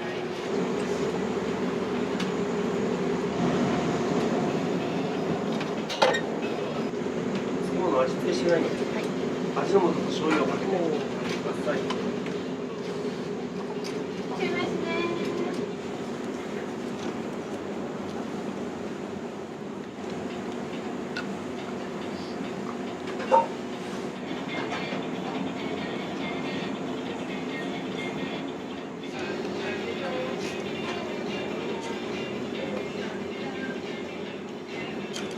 抜き抜きは、ね、どうぞ。熱いですよ。はい、月見うどん。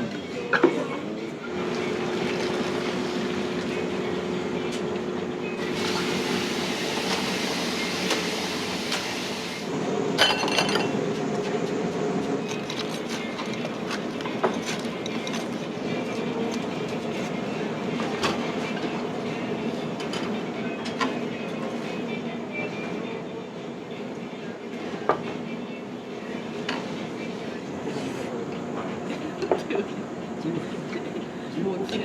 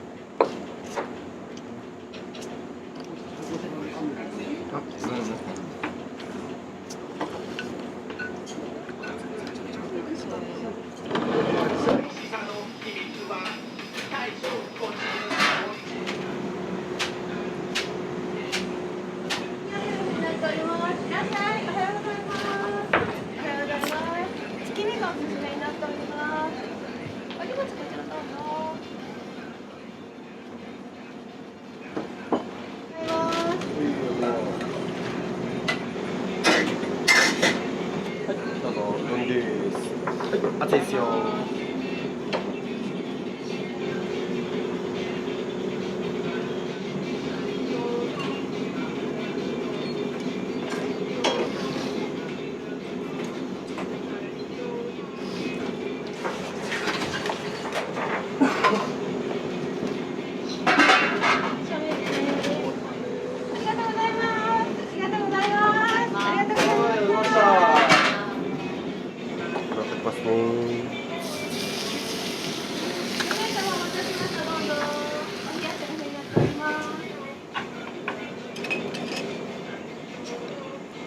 ちゃくちゃ暑いんで焼き注意してください。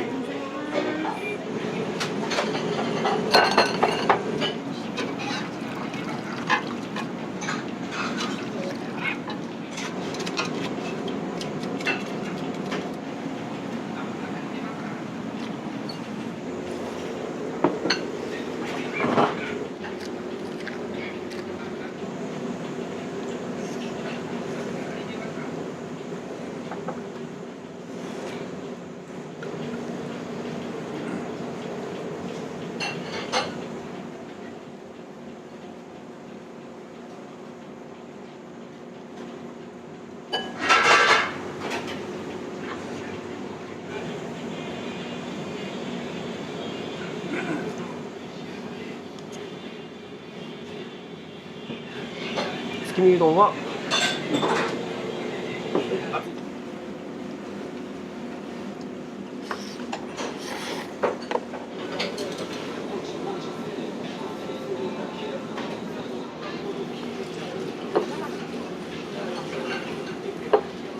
い、月見うどん熱いですよ。は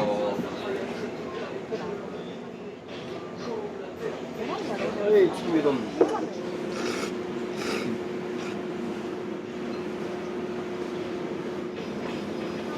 ありがとうございます。いってらっしゃい。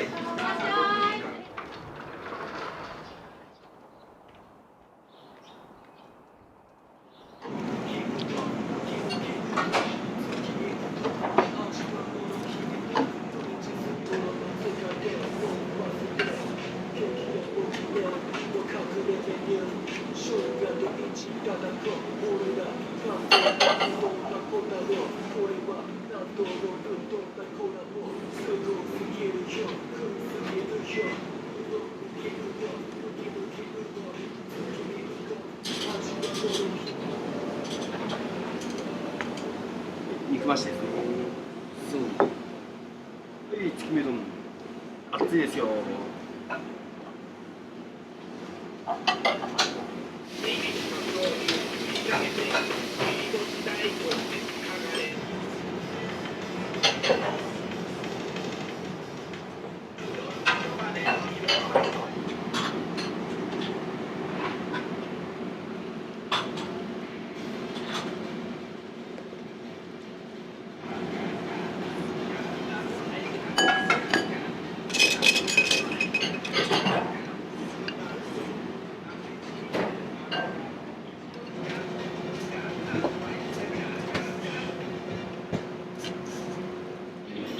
生地に対して多分閉店間際が少ないですけど、あ、本当。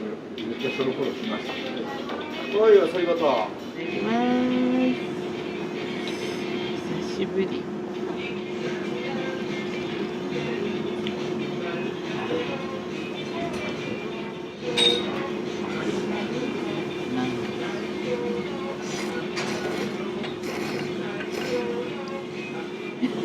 久しぶりのよもぎ麺美味しいです。1ヶ月に1回ぐらい無性に食べたくなるの。は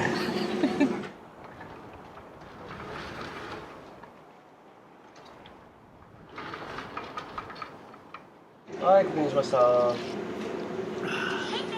りがとうございます。ありがとうございました。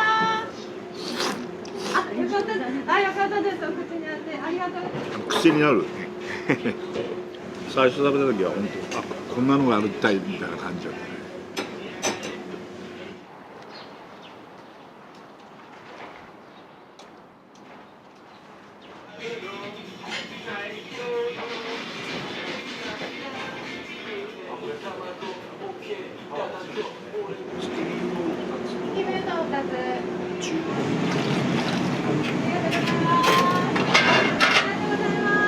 あ、出ました。あ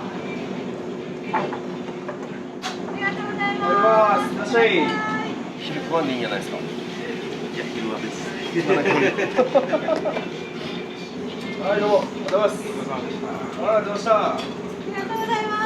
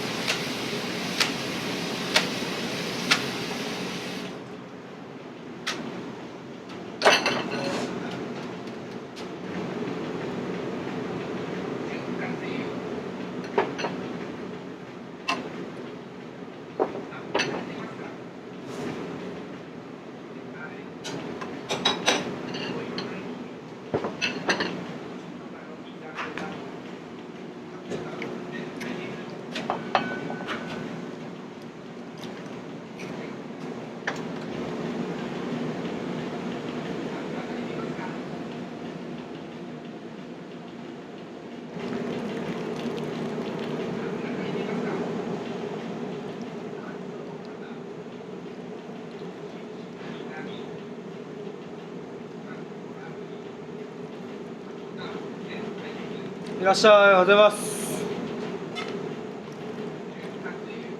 お冷やはセルフになってます。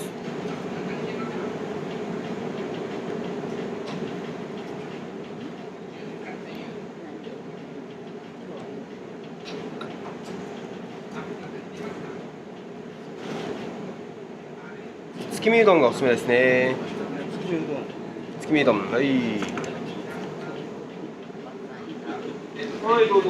熱いですよ。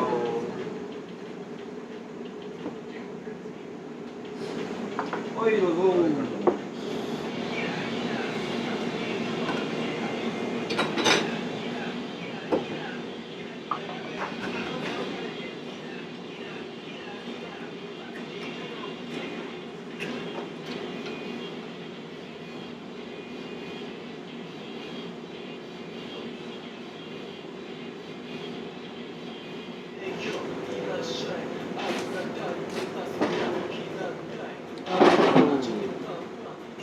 熱いですよ。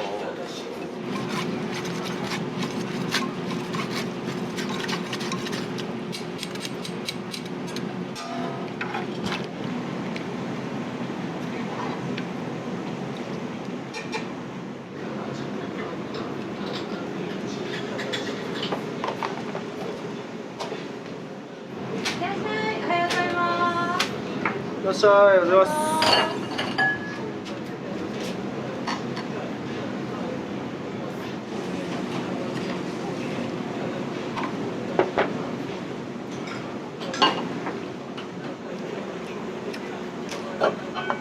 いらっしゃい、おはようございます。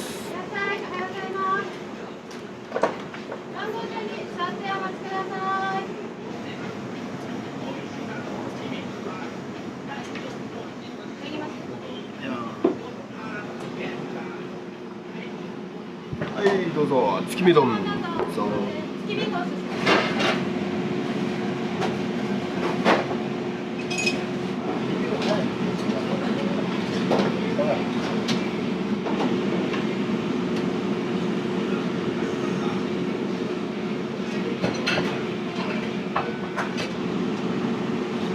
らっしゃい、おはようございます。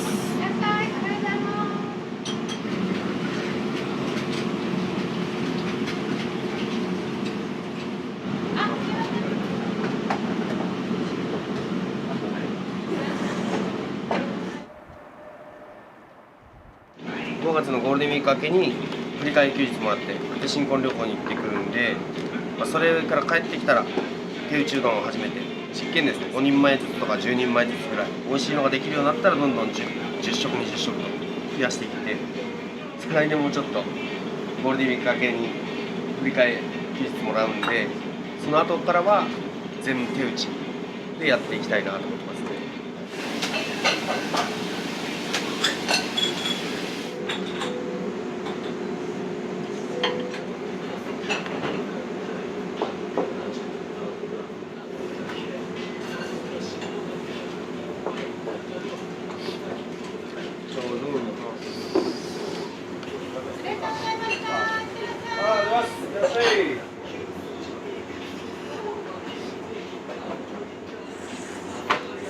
最高っす。またハマるなっていうまた週3読んでくるなっていうのを感じますね、自分でも。一番来た人は3ヶ月以上毎日来て、2ヶ月以上毎日来た人は2人いますね。あと1ヶ月以上来た人は何人かいますね。その1回も休まずに、YouTube800 本以上投稿してまだ1回もうどんは出してなくて、自分らが喋ってるだけなんで、自分自身が変なやつやなって思って会いに来てくれるのもあるんじゃないかなと思って、リピート率の高さはうどんの味以上に YouTube の作戦、その効果があるかなと思いますね。よかったらうどんハーブ太郎の YouTube 見てみてください。油足りましたか？あります。いらっしゃい。北九州のドキドキうどんは全県制覇しましたし、ラーメンは有名どころはいろいろ食べてまいりましたけど、麺類の中で個人的にはこれが最強だと思ってるんで、ぜひ食べてほしいなと思います。ありがとうございました。はい、ありがとうございました。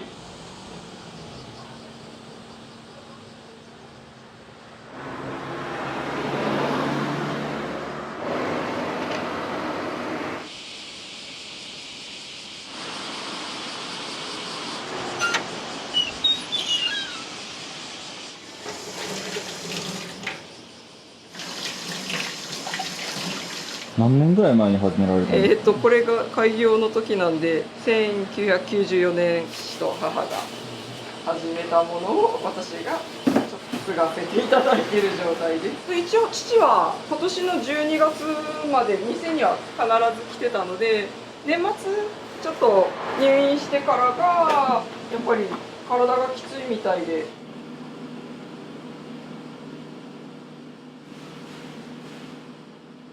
現在のお値段ですね。1270円になりました。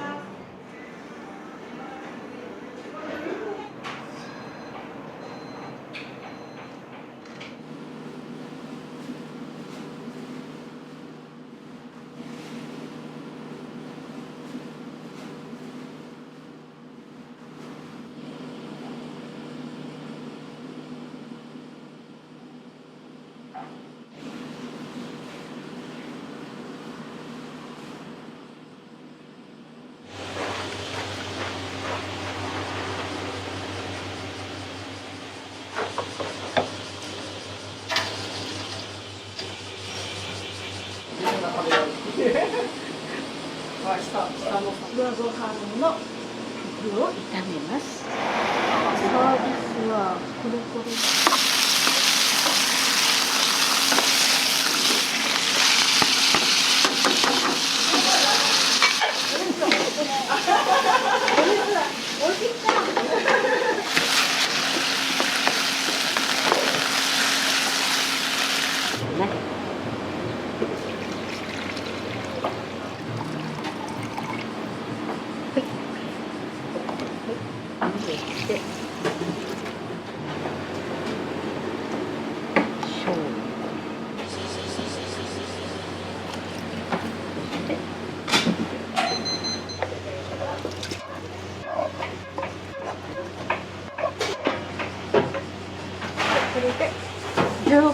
お二人何年ぐらい働かれてるんですか？9年目かな。あ、そんななると知らん。ここら辺ってなんでうどん屋さんが多いんですか？鳥栖の人たちってうどん大好き多いですね。密集して、そこの助さんもあるし、ちょっと行ったら美濃屋もあるし、丸亀もあるし、牧野うどんもあるしね。でも激戦区でずっとあるのはすごいですけどね、お店が。そうですね、ここはもうだいぶ長いですよ。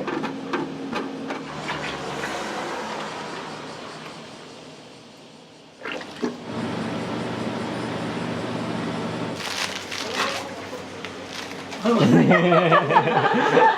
つもすごいけど青のりが入った衣につけてあげます。磯辺揚げみたいな。そうそうそうそう、それです。ありがとうございます。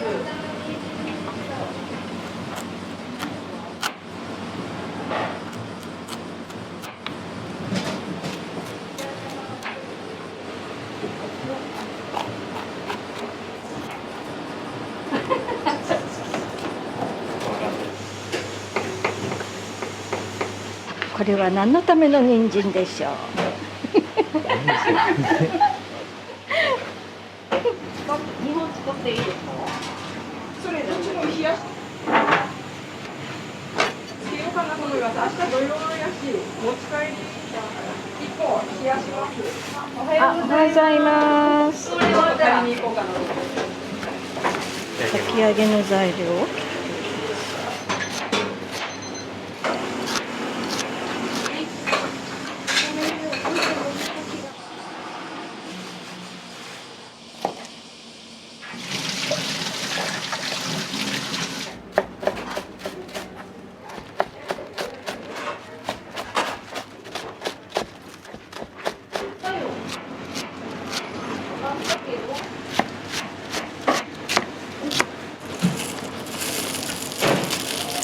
あ、入れすぎた。でもいいや。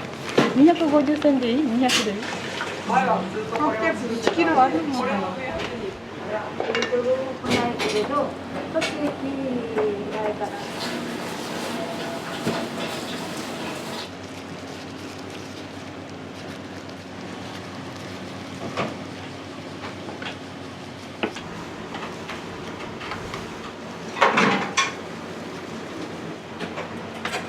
よし。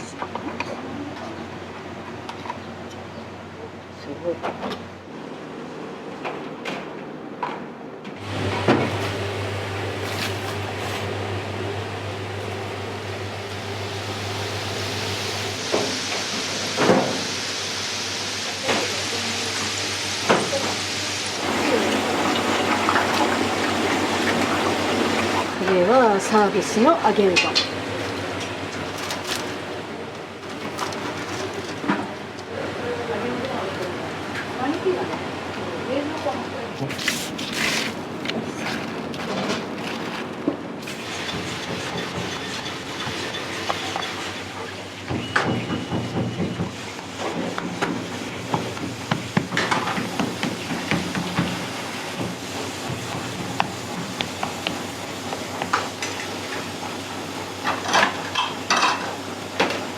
1916円で。あ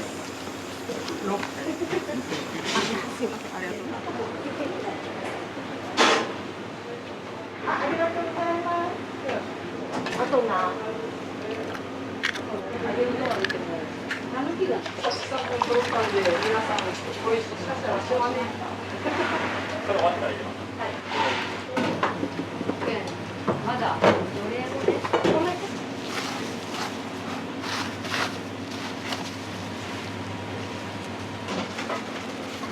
山さん、山芋ちょっと出しときます。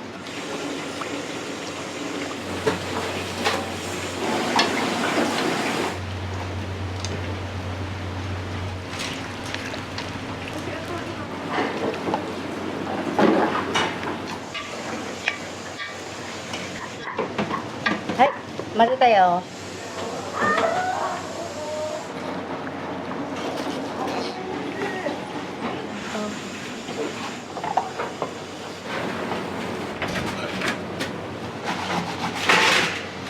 入れるから。はい。大根。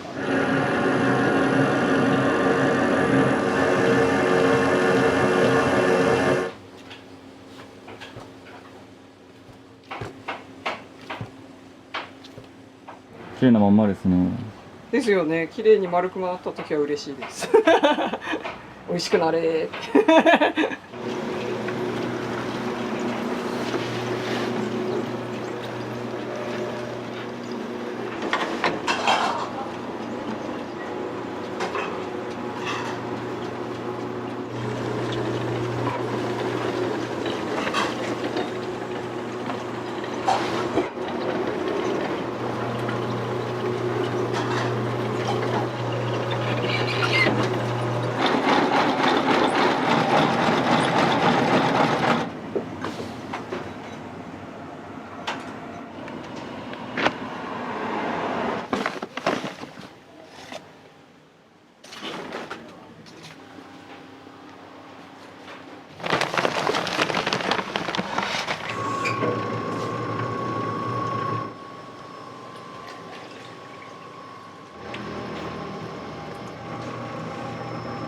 お父様がもともと国鉄の職員さんだったっていうお話をお伺いしたんですけど、はい、どういった経緯で始められたとかご存知だった？鉄が JR になるときにクビになった最先端でリストラにあったっていう父の時は手打ちでしてたんで打ち台があるんですけど、はい、私はちょっと手で打つっていうよりかは機械で打った方がいいなって思ったんで一応機械を。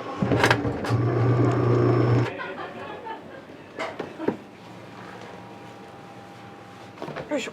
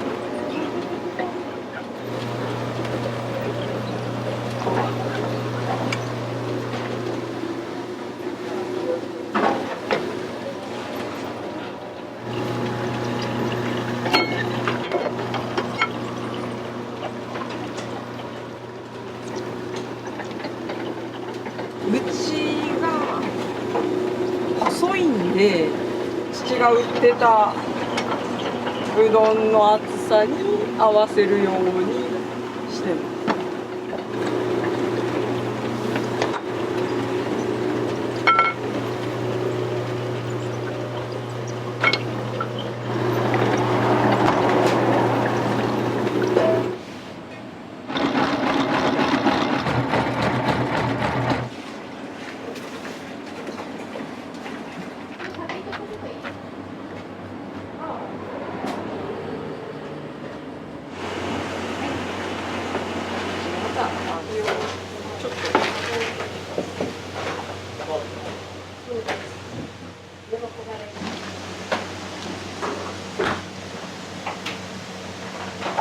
れはサービス品用です。素揚げして醤油と煮絡めてもらう。美味しい。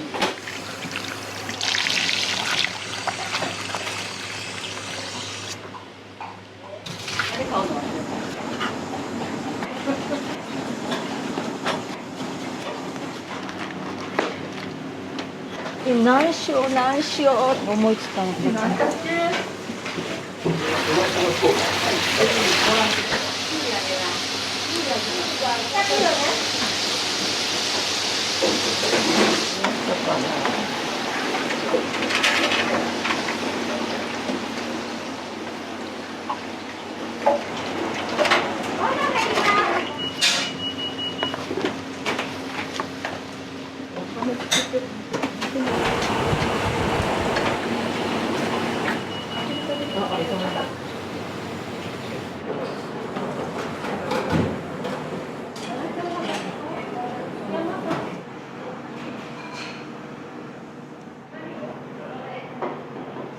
皆さん、今日も暑い中よろしくお願いします。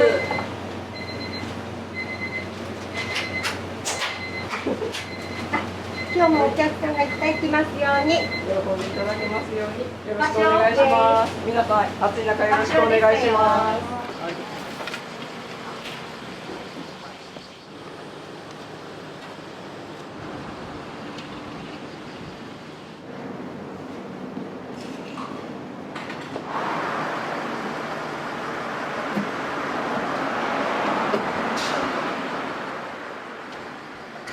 お待たせしました。どうぞ。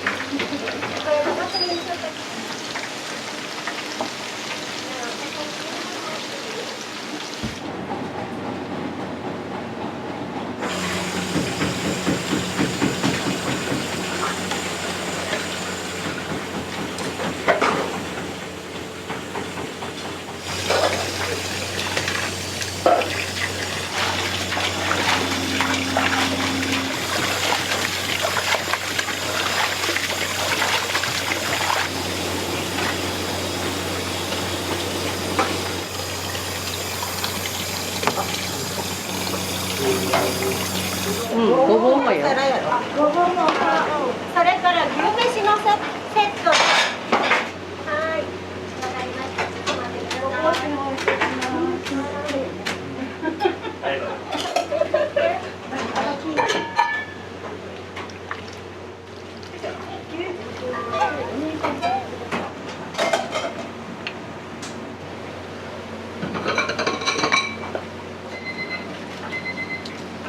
こんにちは。ちょっと待ってね。お父さんの方からね。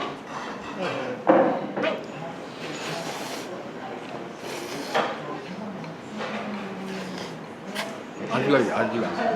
量が多い。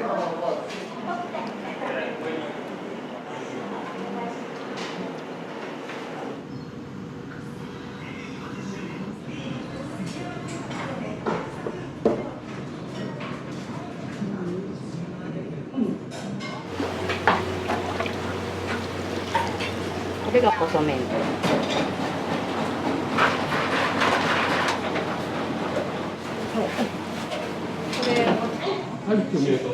い？はい。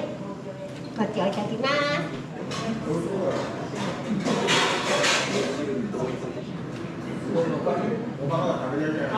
サービス。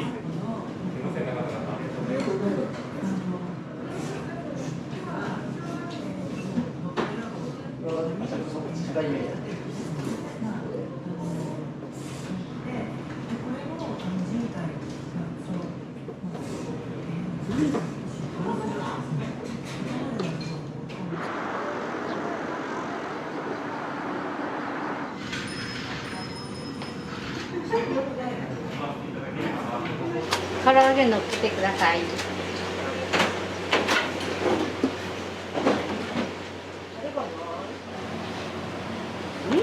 うん。いい？置いとくね。はい、どうぞ。奥間うどんさんの好きなところとかあれば。店員さんとかがフレンドリーみたいな感じで結構話したりもするけんですね。320円からね。おはようございます。ごめんね。ありがとう。気をつけてね。お疲れにしてくださいね。3杯お持ち帰りでお願いします。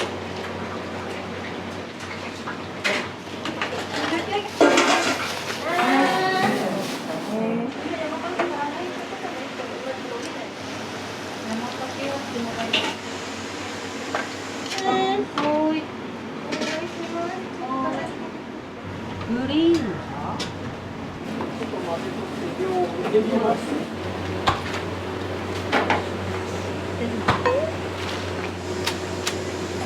ちくわと山かけいきます。顔を見せてくれんです言われた。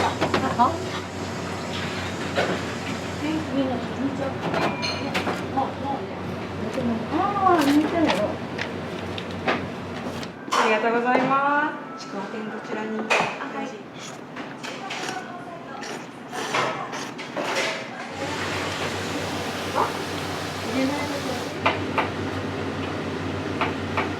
サクって言わない。サクって言わない。あ、いいのに取った？取ったよ。全然緊張してるやつね。はい。いいね。肉ごぼう。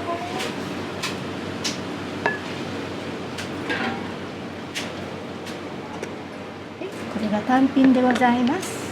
失礼します。カツ丼の単品になります。置いときます。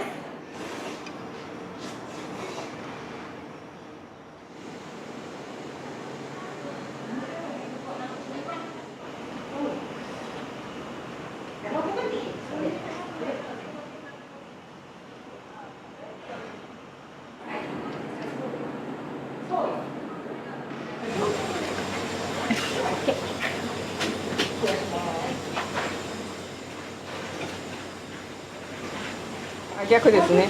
はい、了解です。はい。これが冷やとろうどんね。はい。はい。はい、どうぞ。お願いいたします。ごゆっくりどうぞ。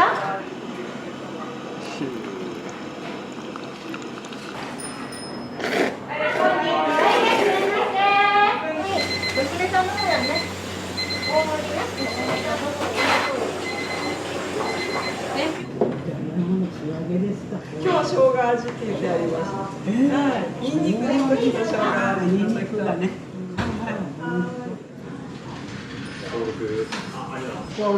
私は2個分ですね。ありがとうございます。いらっしゃいませ。いらっしゃいませ。いらっしゃいませ。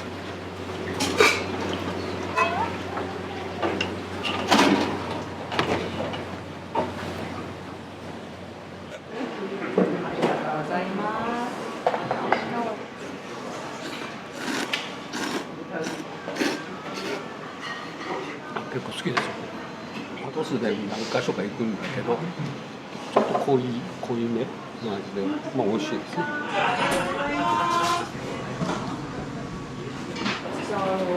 中敷きのやつってどんくらいの大きさですか？高いよ、花でもいいかよ。もう使わんけん。もう段ボールで買ってないけんが。段ボールで買ってない。ご飯大盛りやったっけ？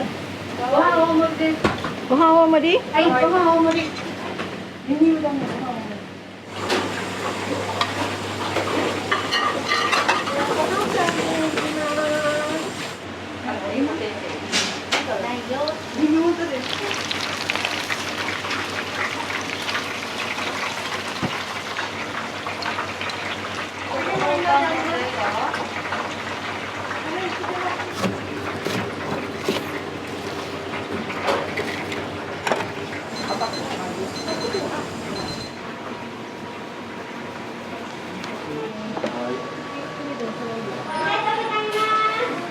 結構怒られるんですか？毎日来ようよ。ほぼ毎日。300円のお返しになります。どうもありがとうございます。夕飯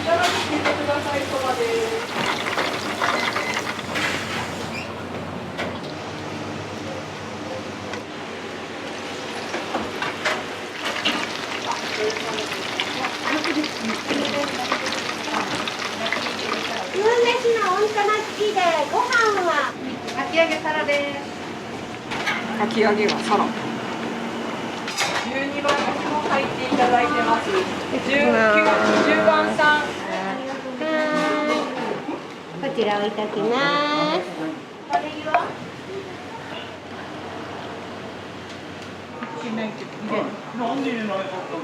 卵もっとあるでしょ。ほら、美味しそう。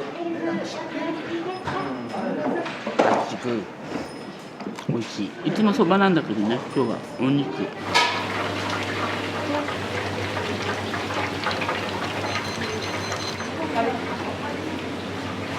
そろそろ上がるよ。南蛮でいたします。天南蛮ができました。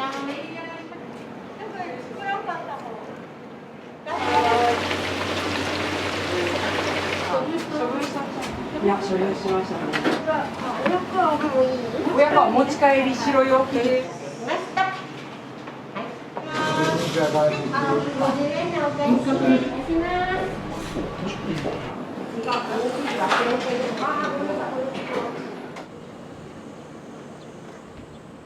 ざるそばが一つ、二ついいですか？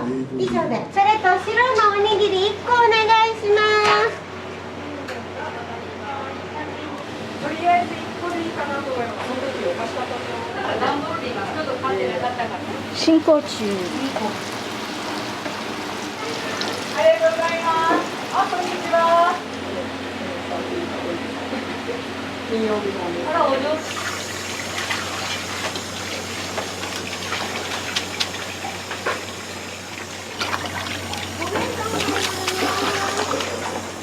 はい。誰とは行きます。はい。こっちの方。すいません、こっちからもらえるわ。よし、できた。一つ持っていっていいよ。ごめんね。すいません、お待たせしました。こちらどうぞ。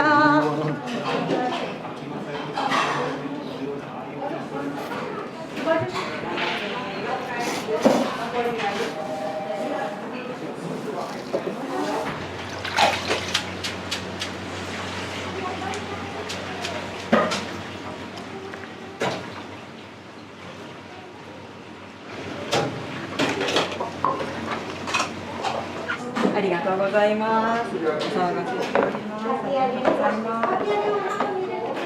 ごゆっくりどうぞ。ありがとうございます。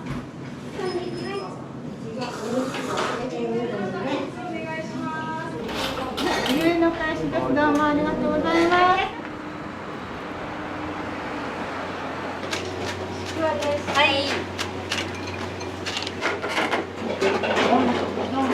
ごめん。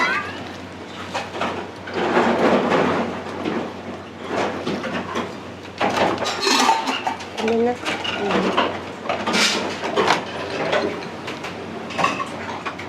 今からが忙しくなるよ。10番さんじゃない、もとい2番。あ、私がご飯ですよね。暑いですよ。ありがとうございます。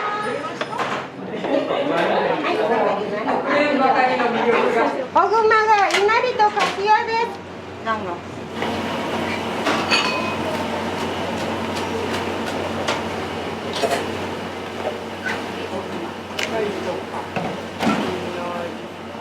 2番さんチェックせずに上2ついきます。ごぼう天から出来上がってまいりました。はい、失礼いたします。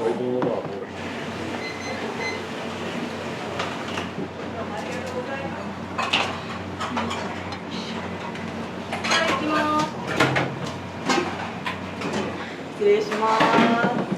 グマセットですね。シワはどちらですか？こちらです。ありがとうございます。いなりです。ごゆっくりどうぞ。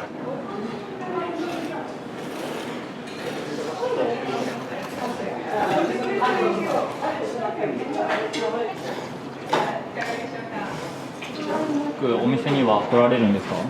はい。よく来ます。細麺で美味しいです。ありがとうございます。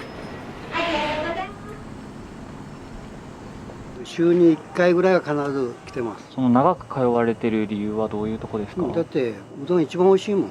まず細麺で昆布とかああいうのに対象の性格から言ったらやっぱりいいものを使ってされるんで、私冬場はねもう鍋焼きうどんって決めたの。もうあれは最高。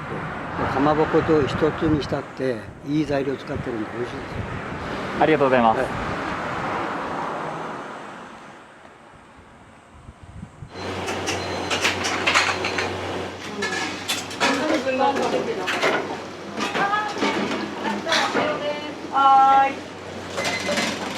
りがとうございます。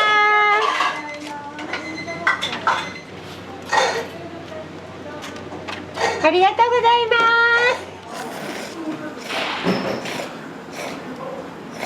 す。よく来られるんですか？初めてです。Google マップでうどんって調べたらこう出てきて。来てみてどうですか？いや、美味しいですね。細麺なんだと思ってびっくりしました。めっちゃ美味しいです。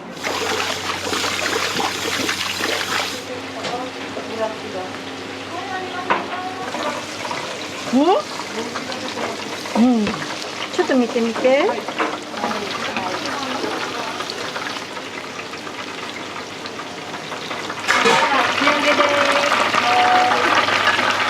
天ぷら上がります。結婚式に行ってもらったし。はい、お待たせしました。天ぷら定食ですね。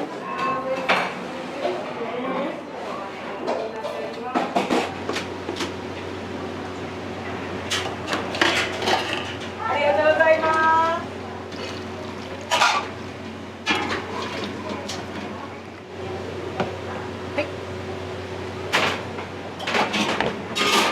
これざるです。かぼちゃじゃない。床ですか。ざるの細ちくわ、はい、で肉のちくわ。ございます。おそばで小麦になっております。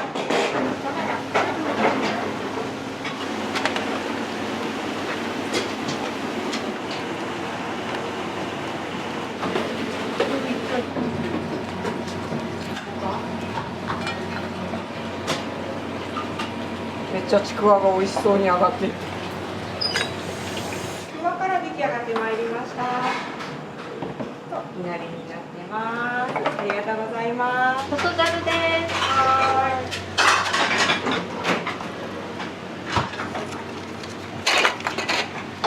お待ちしました。ありがとうございます。お味どうですか？食べ慣れた。以上で。はい。はい、わかりました。少々お待ちください。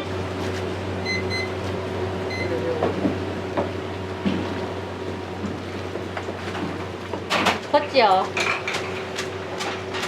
こっちに3倍作るの。ここ。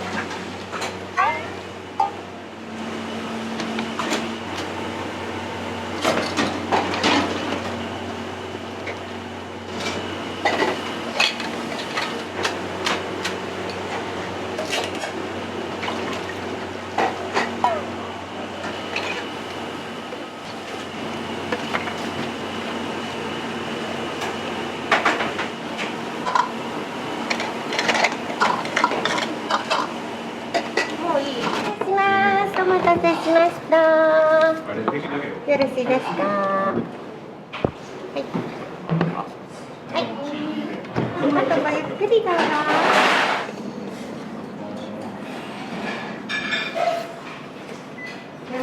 ありがとうございます。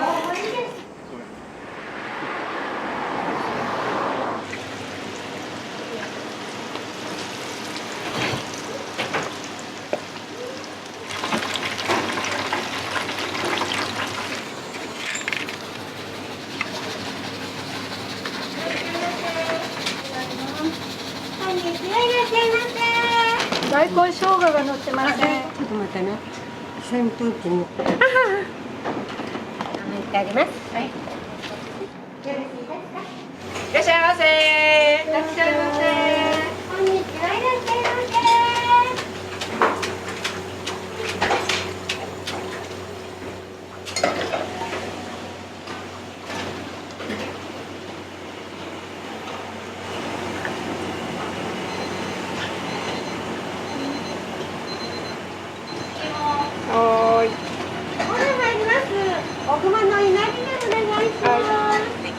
です。ありがとうございます。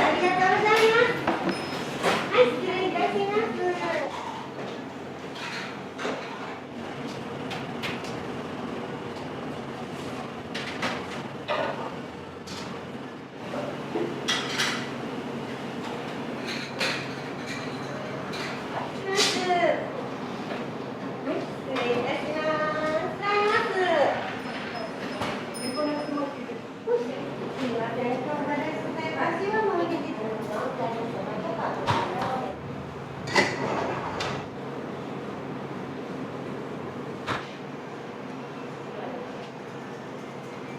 うどんの自販機。そうですね。去年の11月にうちが営業時間が短いんで9時まで営業してたんですけど、ちょっと父も体調を崩したりとか、私も子育てをするようになって夜まではちょっとできなくなったんで、これがあるけん助かるって言っていただくから、ありがたいなと思ってます。毎日補充はできるので、近くだったらと一応父の顔です。私が描いた。こんにちは。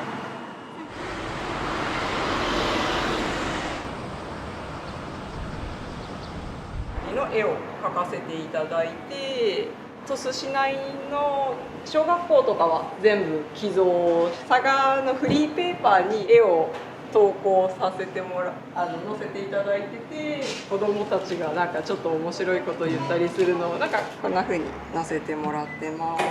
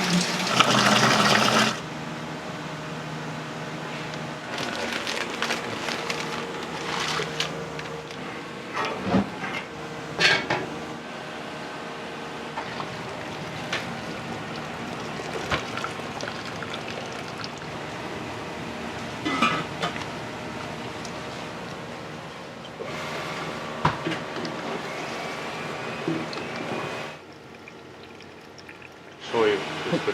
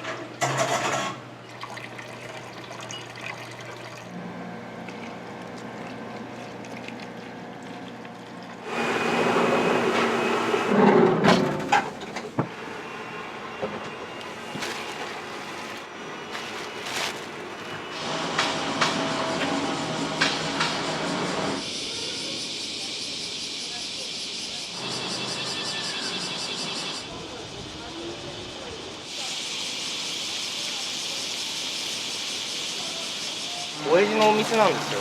まだ継いではないですけど、継ぐ予定です。継ぐ予定。はいやっぱり幼少期からお手伝いとかされてたんですか？全くですね。全く食べには行ってましたよ。はい美味しいなと思って。で、まあ自分はその料理が好きで、うどんが好きだからこそ好きなものを作れるっていうのもありますよね。みんなが喜ぶようなものを作れるっていう自信はあります。お客さんが美味しそうに食べる姿が見るのも楽しいです。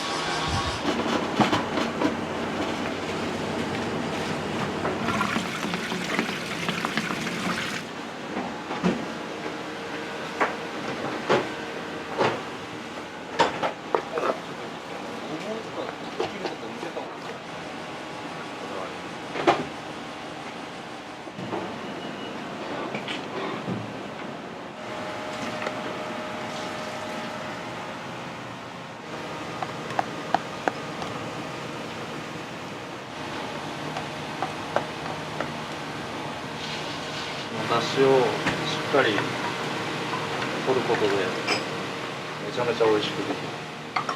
干し椎茸と昆布とあと鰹節ねを出汁を取って塩辛に使うんですけど、あと具とかもちょ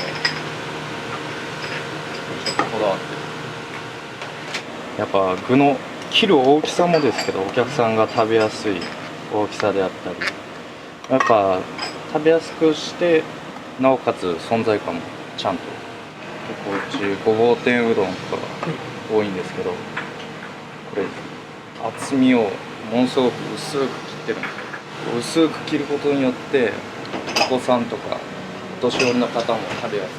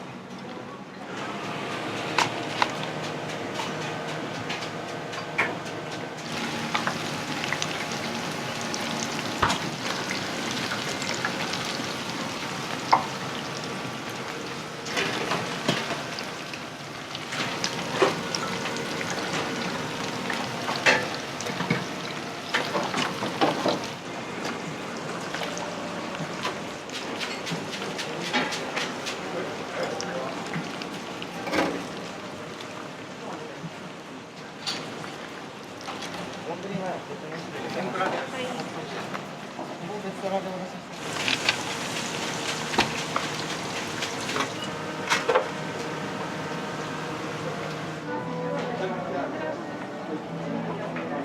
こはもうまだ柏おにぎり2軒。ミニセット買ってね。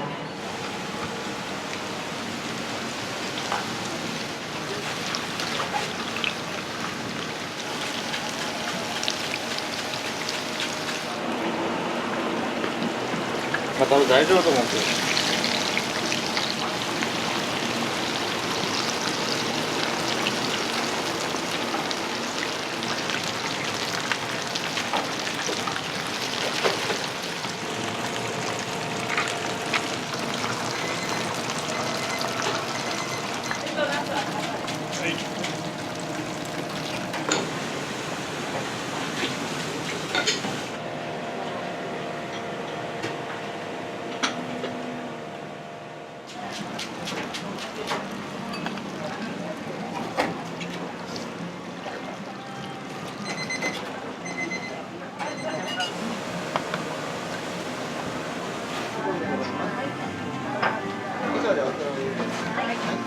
うどんが美味しい。豪華。発祥の地やね。うん、めっちゃ美味しい。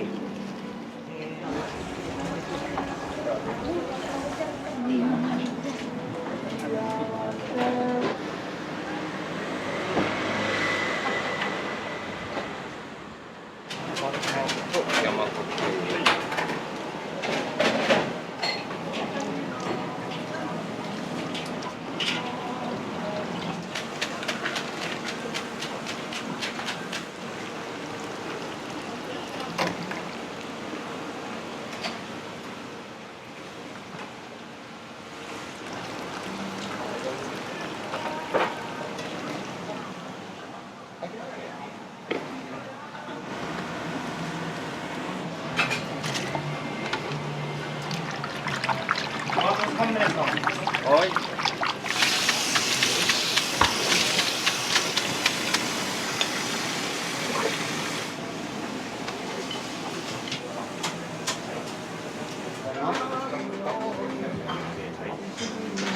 別に。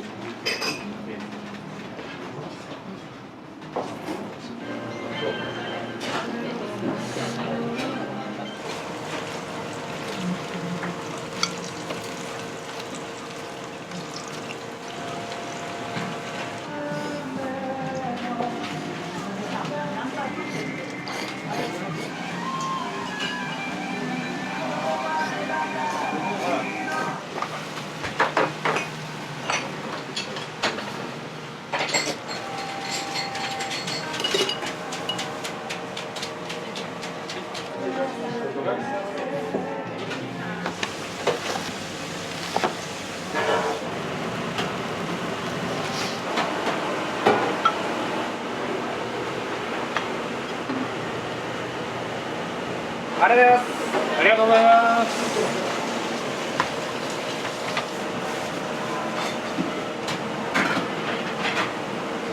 どうもありがとうございます。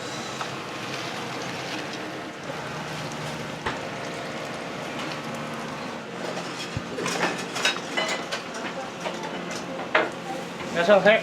何名様。竹山的にお願いします。どうもありがとうございます。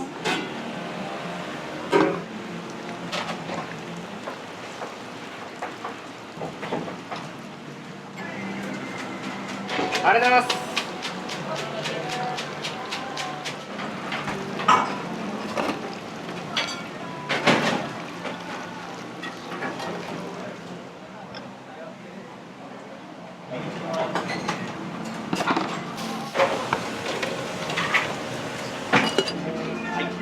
いらっしゃいませ。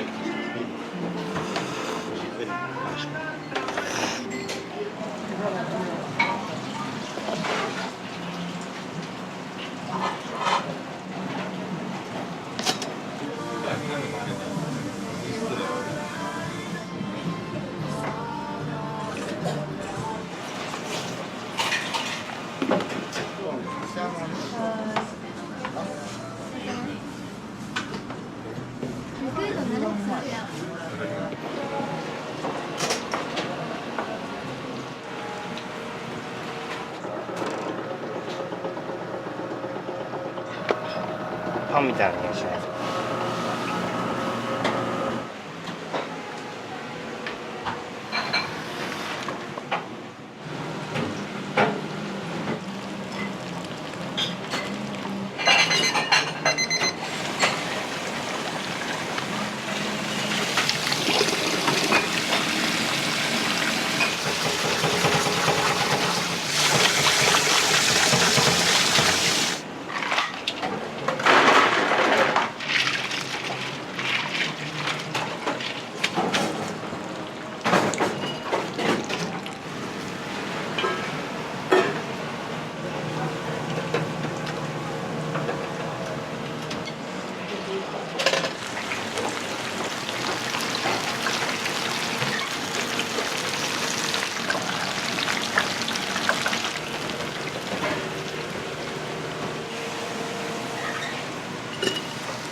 最初のぶっかけです。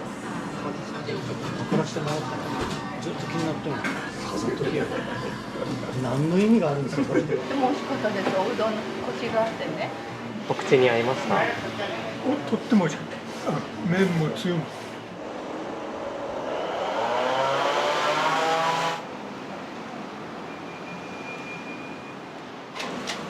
いらっしゃいませ。いらっしゃいませ。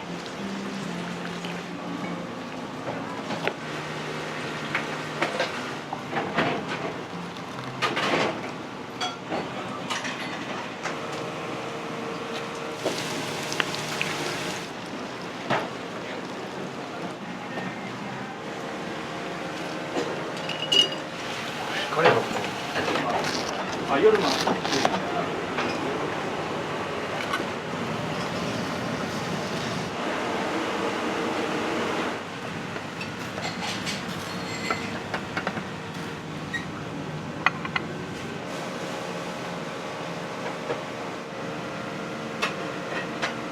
待たせいたしました。カツとじ丼ですね。だけどな。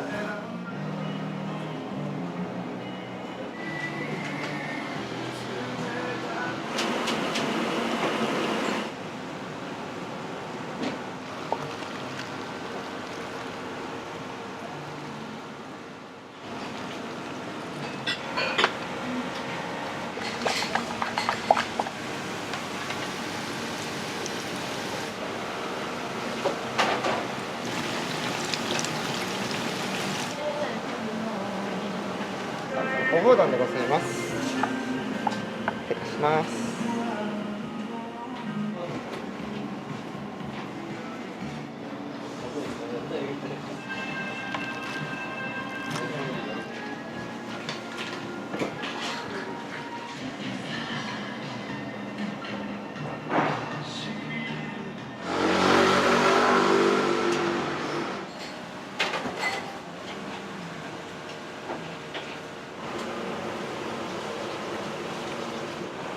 あ、